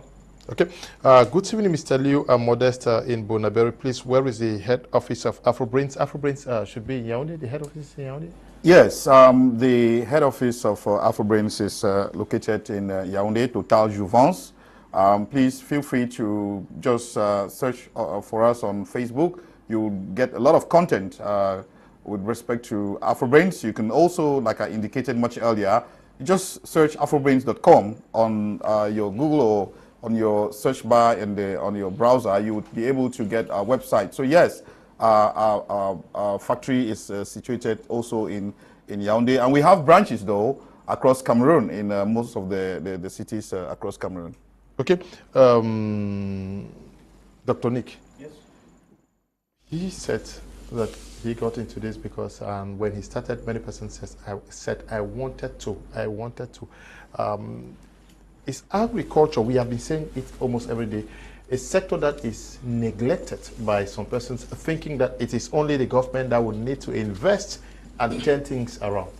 Yeah, I'm glad that you see, Dr. Tata is an engineer, not an agricultural engineer. He's but not lecturing like the person from Yaoundé said. Yes, he expected you to become a doctor and then come back and just be teaching. No, I would have been working as in a hospital and teaching and so on. That's okay. I wish I could do that. The thing is, agriculture. I will rephrase the whole thing. Okay. Let's not discuss, because this one is rotten. In the next Cameroon, we said the next Cameroon is starting in 2022. It's coming. The educational system will be changed. And agriculture, first of all, you have this thing called technical college and grammar college. Those things will be fused so that we have a composite colleges. They're called comprehensive colleges.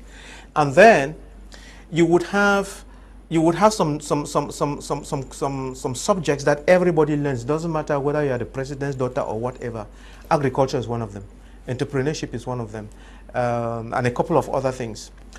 That will be learned. Agriculture will be learned from nursery school to university, and everybody will be encouraged to be part of that agriculture. I'm so surprised that, and if I'm wrong, correct me. If we were to go now down to the Ministry of Agriculture and Ministry of Animal Husbandry in Yaoundé and check the records for the past 20 years and those that are currently in place to find out the ministers that have been there, the secretary generals and directors and all the other ones who are there, how many of them have farms or have been kept animals, you realize that the majority have nothing, and we need to correct that.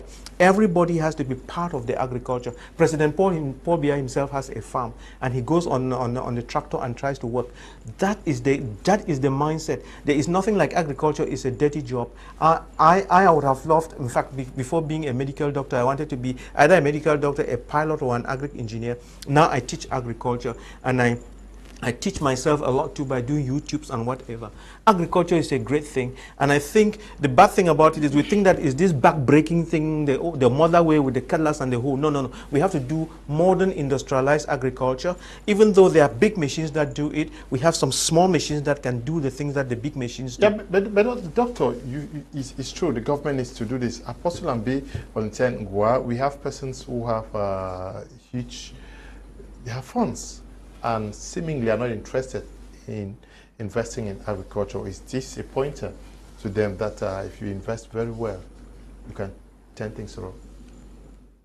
You see, one way primary school they taught us that the common activities of the early man was hunting, agriculture.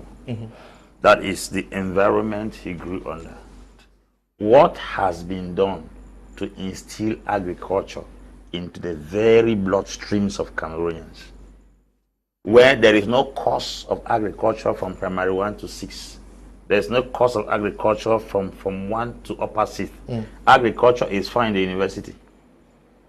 Somebody spends 15 years of education without the knowledge of agriculture. A lion will only eat what is introduced as a cub. When a lion is born as a cub, what they do is that they start giving him raw meat. They eat raw meat tomorrow to start eating raw meat forever.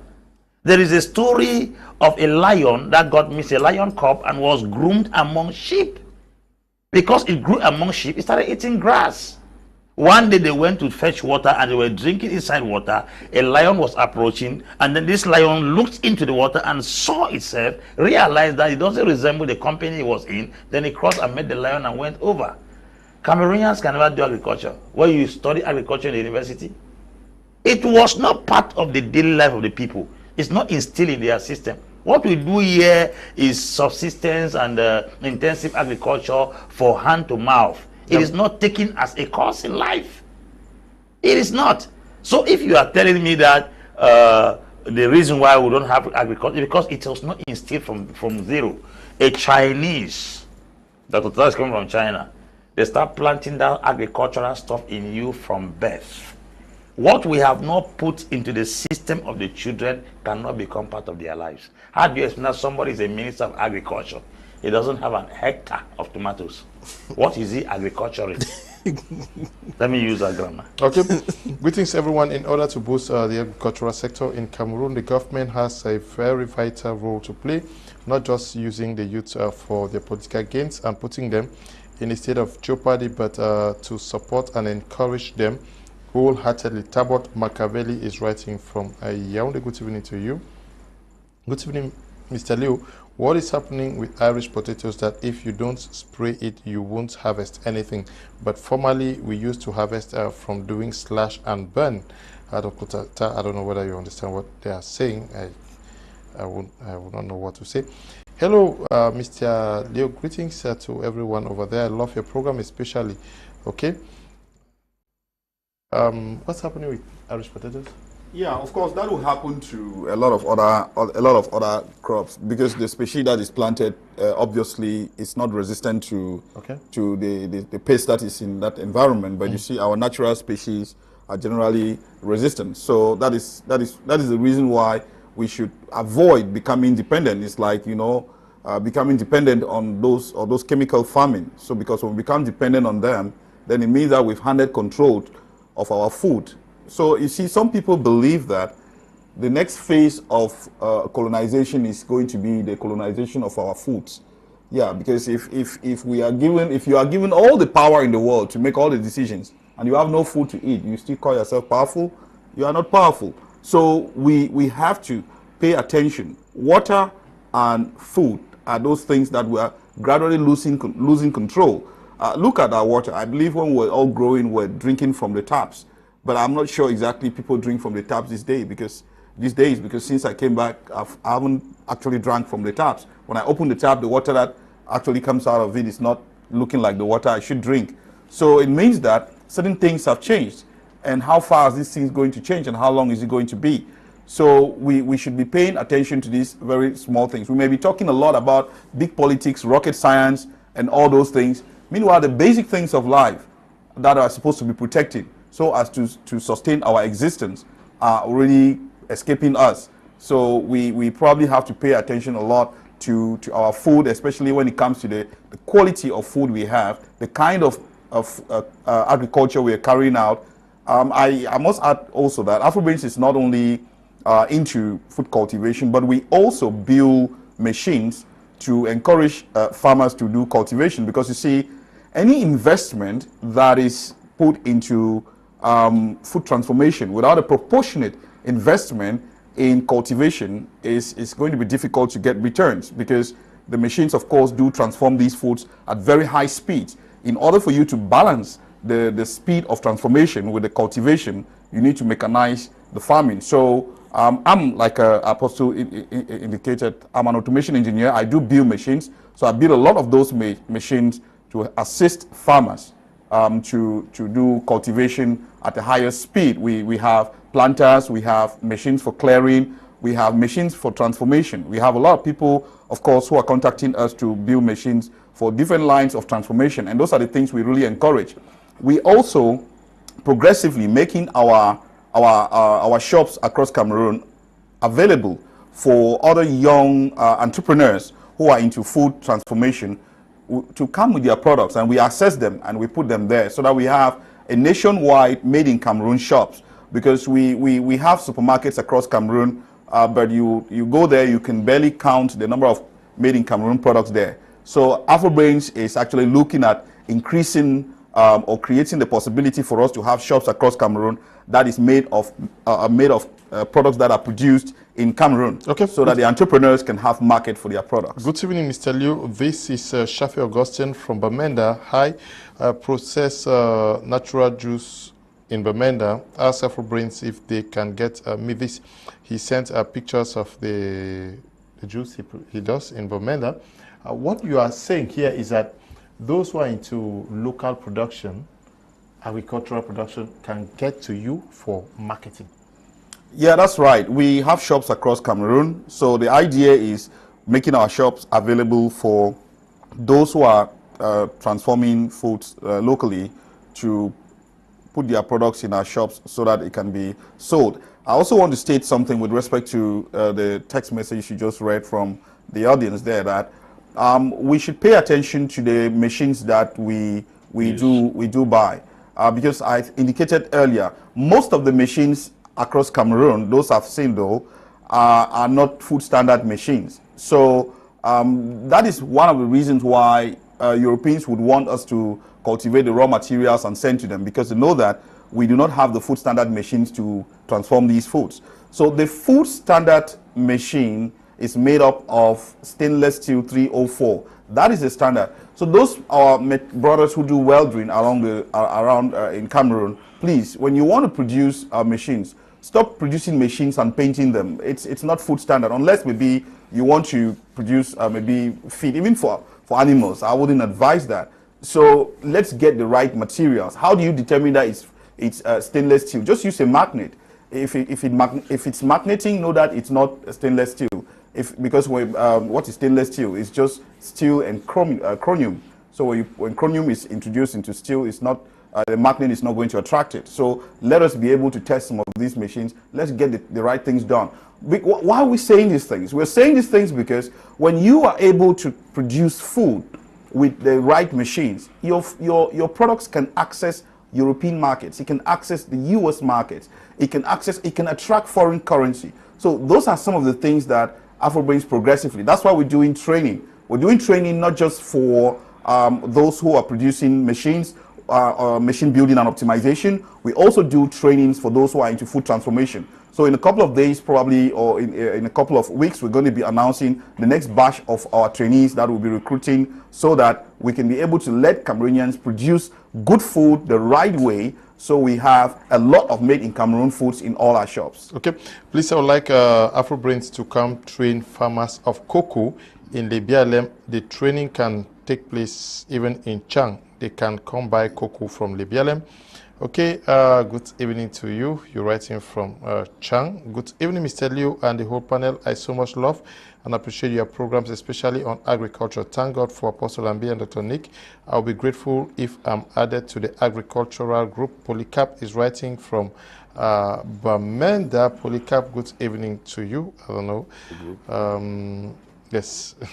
Good evening, Mr. Liu. Please tell Apostle Ambe to go in for presidential elections when coming next. I'm sure he will make it, okay? Please. That's Apostle Ambe already said he's not a politician. So, Mr. Liu, in fact, you have an eye for good things. Your guests are up to the task. They are all fluent. They master the topic sentence. Pastor Ambe is that a real bulldozer. I'm sure he missed vocation. I hail them all. Dr. Nick, Dr. Tata, Apostle Ambe. Okay, I'm Chris, writing from Douala. Good evening to you. Is Nuki Luis writing from Bamenda. He's talking about, should we go back to the former seedlings of Irish potatoes? That question goes to you. Yes, of course there are seedlings of Irish potatoes that can actually resist. They can always get in touch with us, and we'll check what they have. We have devices that can actually determine whether the seeds are GM seeds or the seeds are natural seeds. So okay, they can always get in touch with us, and then we get samples, and then we get them tested, and then we confirm for them. Ok, AfroBrains aussi, d'après ce qu'il dit, c'est aussi un marché pour les produits camerounais. Donc, il y a les planteurs qui peuvent produire, et vous les aidez à vendre. Oui, comme je disais, nous sommes en train de travailler sur une possibilité de faire tout un marché 100% camerounais, ce qui est inédit, ce qui n'existe pas au Cameroun, parce que la majeure partie de nous, il y a mon grand frère à ma gauche qui disait, si je ne me trompe pas, la majeure partie des grandes industries, des grandes surfaces, des grands supermarchés sont des supermarchés qui appartiennent à ceux qui sont de l'extérieur. Ce qui n'est pas bien, ce qui veut dire que, bon, ce qui fait en sorte que la majeure partie de notre économie est en train de fuir vers l'avant. Or, à AfroBrains, chez nous, nous avons conçu l'idée de concevoir un supermarché 100% camerounais pour donner la possibilité et la chance à ceux-là aussi qui font dans la transformation de pouvoir venir exposer leurs marchandises afin de faire le chemin inverse de notre argent. Au lieu que notre argent parte, notre argent doit revenir dans nos poches afin que nous réinvestissons plus tard. AfroBrains également, comme je soulignais, AfroBrains n'est pas seulement une agro-industrie. AfroBrains, c'est toute une vision. AfroBrains, c'est le cerveau africain. Nous sommes capables de faire beaucoup de choses ici en Afrique, comme le docteur Tata qui a eu cette superbe idée de mettre sur pied cette entreprise. C'est une possibilité pour nous également de montrer que nous, les Africains, sommes capables de faire de grandes choses. Nous pouvons concevoir de grandes machines localement. Et comme je revenais plus haut lorsque je parlais de ce que nous ne maîtrisons pas, ce que nous consommons, il y a un fait qui est très vérifié. La majeure partie pour revenir à ce que je disais, la majeure partie des produits que nous importons sont bourrés de sédatifs. Donc c'est l'occasion pour moi de vous dire, vous les téléspectateurs, de faire très attention à ce que vous consommez qui vient de l'extérieur. Vous ne maîtrisez pas le processus de transformation. Or, AfroBrains, le processus de transformation est de façon locale et vous pouvez passer, si vous doutez, vous venir contrôler notre hygiène et salubrité dans nos locaux. Nous nous soucions d'abord de votre santé.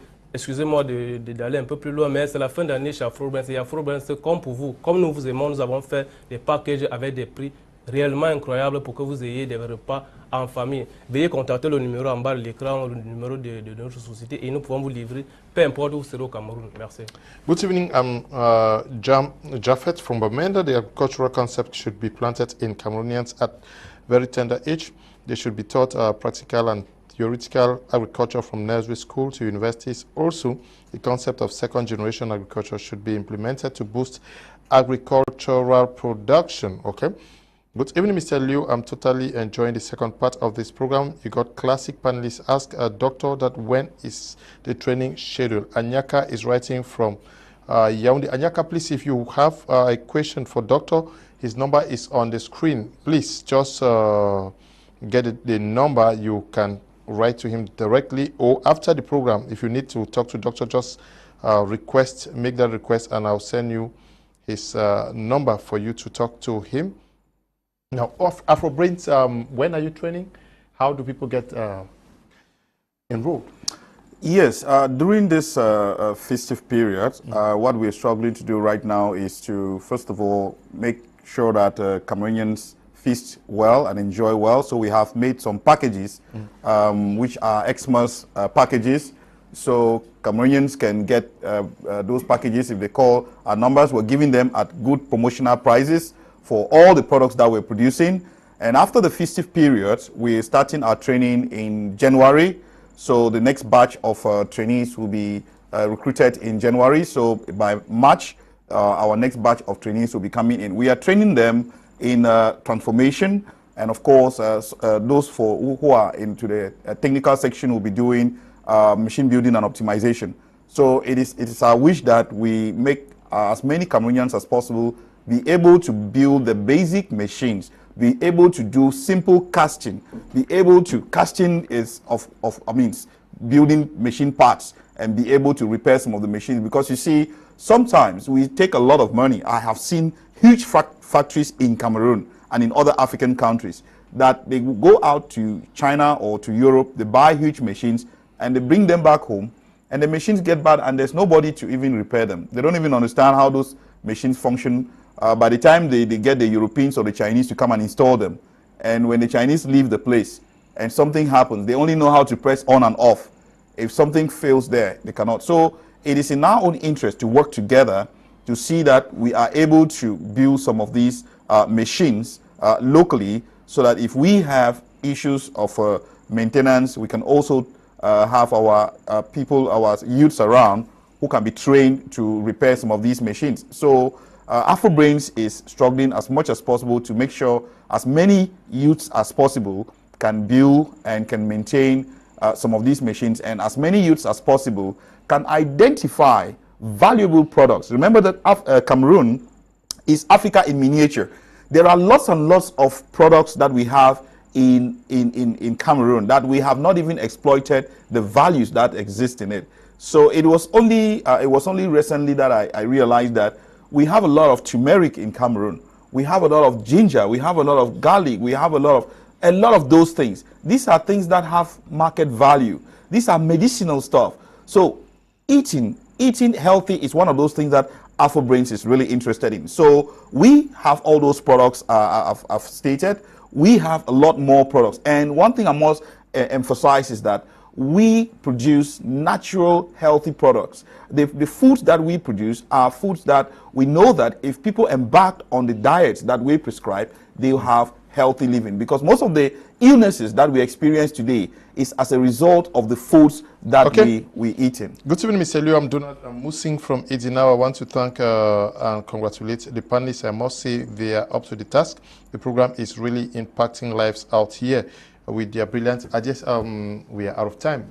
Dr. Nick, yes, one last word? One last word. A friend just sent a message to me that, since we're in the football season, and then there's this argument about the naming of the President Paul Biya Stadium at Olimbe, and he was suggesting that the president himself should go there and inspect the stadium, and if he finds that the stadium is good, is up to standard, he should name it, he should give it his name and call it the President Paul Biya Stadium, but it should not be baptized until he has visited it. Okay, some person said he was there last week. Yes. We are encouraging people to consume AfroBrain, train by AfroBrain, pursue AfroBrain, because AfroBrain is the voice of the now in the agricultural domain. That's my last take for today. Okay. Dr. Tata, are you also engaging, because you are training people? I don't know who is doing the training, but are you also working in partnership with persons like Dr. Nick, who is running universities, agricultural universities, where you can tap? Yes, of course. Progressively, we are working with all those that are into, especially agriculture. Someone like Dr. Nick, of course, is somebody that there's a lot to learn a lot from Dr. Nick. Apostle, there's a lot to learn from Apostle, especially when it comes to leadership. I've always been struggling to get. I'm not into that field. I think he has a wall of knowledge that I can learn from. So. With all humility, I believe that AfroBrains is a baby. It belongs to all of us. So we are struggling to portray to the world what initiative, what ideas we have, what we want to do. So it is Cameroon to now support us, to push us further by patronizing the products, by consuming the products, because we have proven to Cameroonians that this is our thing. It's not, it doesn't belong to Afro-Brains, but it belongs to all Cameroonians. Okay. Good evening, Leonard. I am happy that you are talking about processing food locally.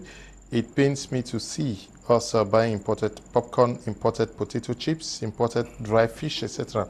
Whereas our grandmothers have excess of these products that are getting bad in their farms. This new processing will lead to employment and increase the financial value of our locally processed good foods. Okay, thank you, Dr. Brother Lamfu Leonard, my classmate GHS womb.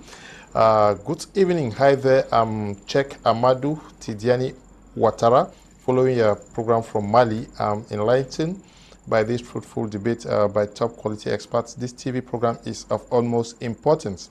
We need such insightful programs all over the African continent to wake people up. Wishing you all best. I love what you do. Thank you very much. Oui, merci d'être passé par ici. Merci, Monsieur Léo, et merci à cette opportunité que vous avez donnée à Afro-Brains de pouvoir s'exprimer. Je tiens toujours à vous rappeler que Afro-Brains est en promotion. C'est pour cette fin d'année nous avons fait des prix cadeaux. N'hésitez surtout pas à appeler nous via le numéro qui est en bas et nous pouvons vous livrer, peu importe où vous vous situez au Cameroun. Merci beaucoup. Okay, please, Dr. Tata, my father is producing a lot of tree tomatoes just naturally. Can you just get to Dr. Tata? I've sent you his number. We want to thank you all who took time off to watch the program. Dr. Tata, thank you for coming. Dr. Nick, thank you very much. Apostle Ambe, Valentine, Ngwa, our permanent consultant, thank you. And also to you, Mr. Eya, thank you for coming. We want to thank you, Eli, for producing this program alongside Desmond, and to you, Tabi Tambe Bryant, who is supervising the work we do out there. Stay blessed. Bye-bye.